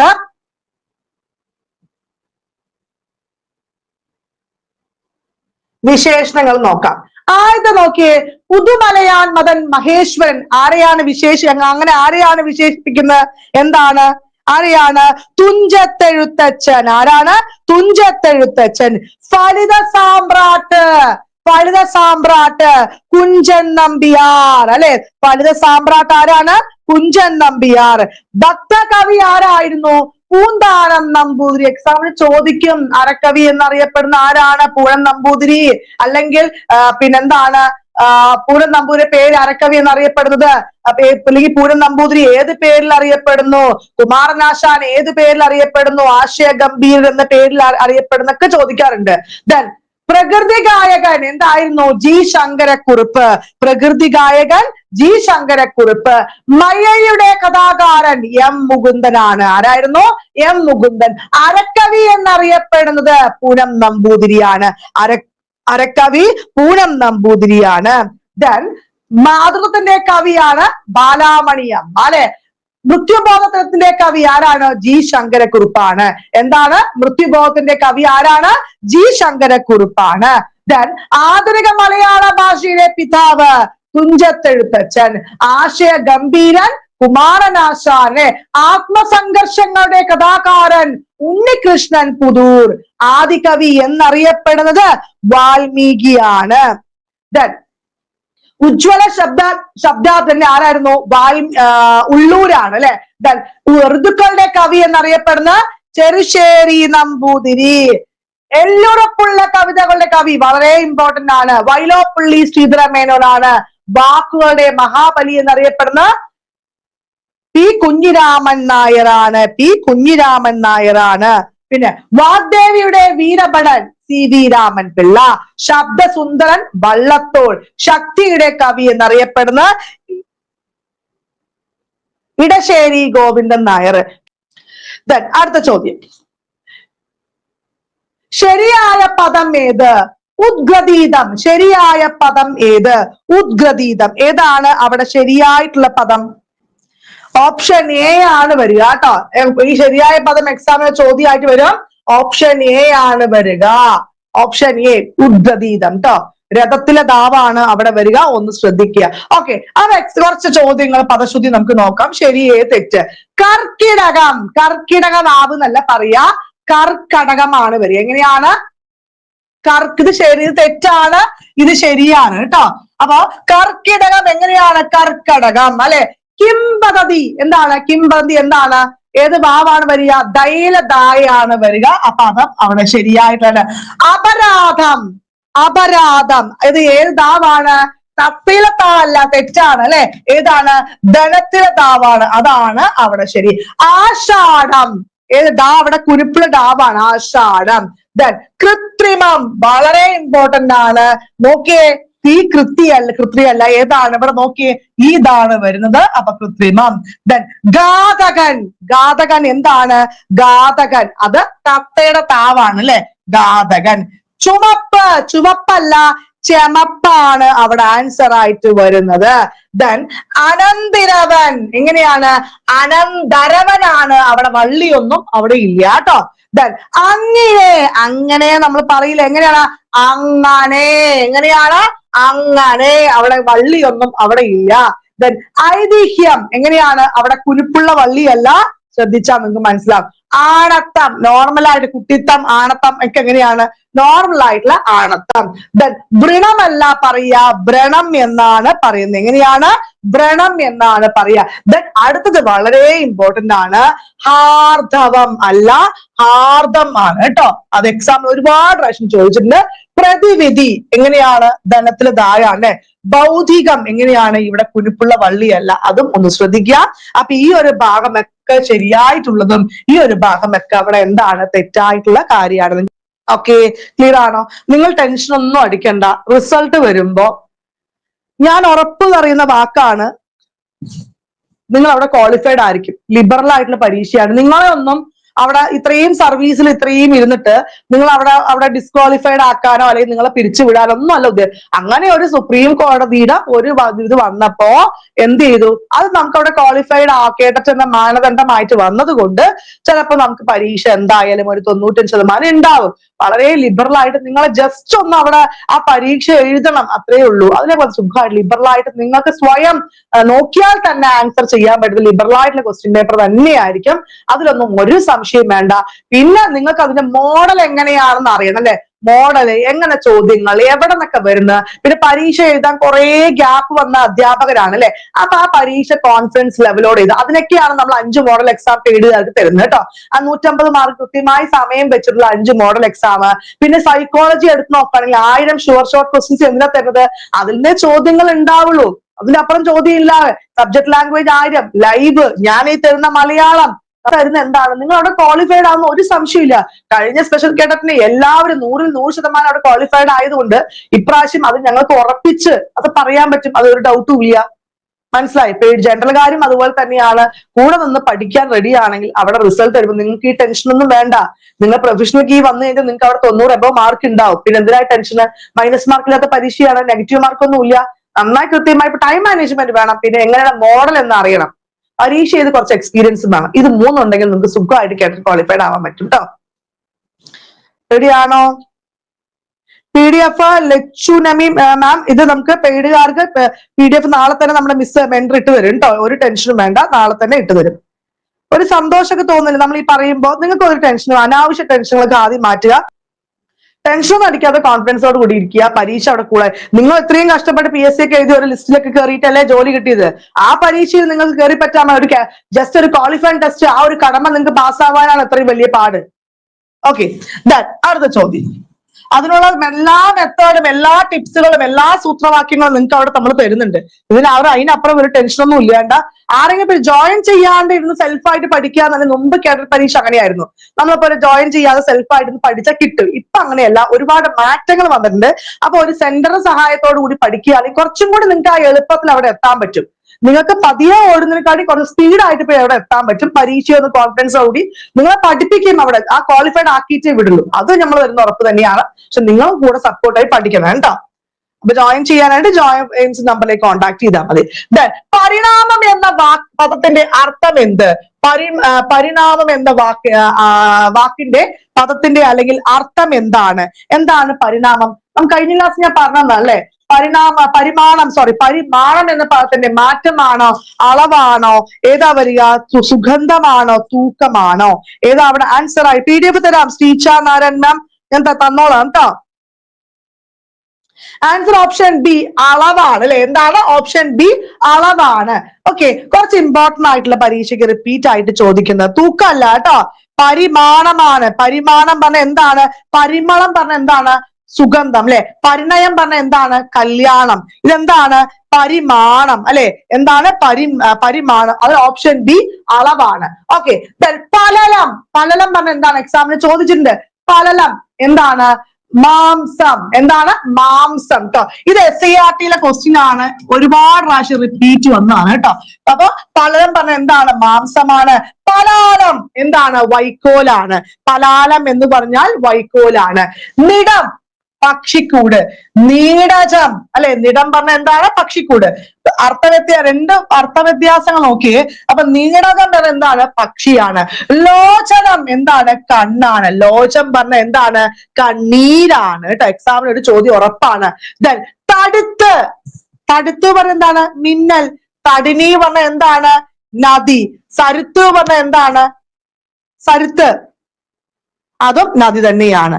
അപ്പൊ ക്ലിയർ ആയോ? പലലം പറഞ്ഞ മാംസം, പലാലം വൈക്കോല്, നിടം പക്ഷിക്കൂട്, നിടചം പക്ഷി, ലോചനം പറഞ്ഞാൽ കണ്ണ്, ലോചം പറഞ്ഞ കണ്ണുനീര്, തടുത്ത് മിന്നൽ, തടിനി പറഞ്ഞ എന്താണ്? നദിയാണ്, സരുത്ത് നദിയാണ് എന്നും കൂടി ഓർത്തു വെക്കുക. ദെൻ പരിണാമം, മാറ്റം അല്ലെ. എന്താണ്? പരിണാമം പറഞ്ഞ എന്താണ്? മാറ്റമാണ്. പരിമാണം അതാണ് അളവ് അല്ലെ. പരിണയം കല്യാണം അല്ലെ, വിവാഹ കല്യാണം. ദെൻ നളിനം താമര.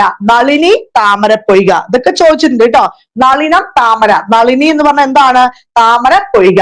പത്രം എന്താണ്? പത്രം പറഞ്ഞ എന്താണ്? ഇല. പത്രി പറഞ്ഞാൽ പക്ഷി. പത്രം പറഞ്ഞ എന്താണ്? ഇല. പത്രി എന്ന് പറഞ്ഞാൽ പക്ഷിയാണ്. ദെൻ അടുത്ത ചോദ്യം, തിക്തം വിപരീത പദം എന്ത്? തിക്തം വിപരീത പദം എന്താണ്? എന്താണ് തിക്തം? ദോഷം, ഗുണം, നന്മ, മധുരം. എന്താണ് തിക്തം? തിക്തം പറഞ്ഞ എന്താണ്? ആൻസർ എന്താ? കമന്റ് ചെയ്തേ. ഓപ്ഷൻ സി മധുരമാണ്. എന്താണ്? മധുരമാണ് അവിടെ ആൻസർ ആയിട്ട് വരുന്നത്. എന്താണ്? മധുരമായിട്ടാണ് ആൻസർ. എന്താണ്? മധുരം എന്നാണ് അവിടെ ആൻസർ ആയിട്ട് വരുന്നത് കേട്ടോ. ഓക്കെ, പാശ്ചാത്യം എന്താണ്? പൗരസ്ത്യം. ഇമ്പോർട്ടന്റ് ആണ്. പാശ്ചാത്യം, പൗരസ്ത്യം. പുരാതനം എന്താ പറയാ? പുരാതനം, നവീനം. പുരോഗതി, പാശ്ചാത്യഗതി. പൂർവം, പൂർവം എന്താണ്? പശ്ചിമം. പ്രവൃത്തി, നിവൃത്തി അല്ലെ. പ്രഭാതം, പ്രദോഷം.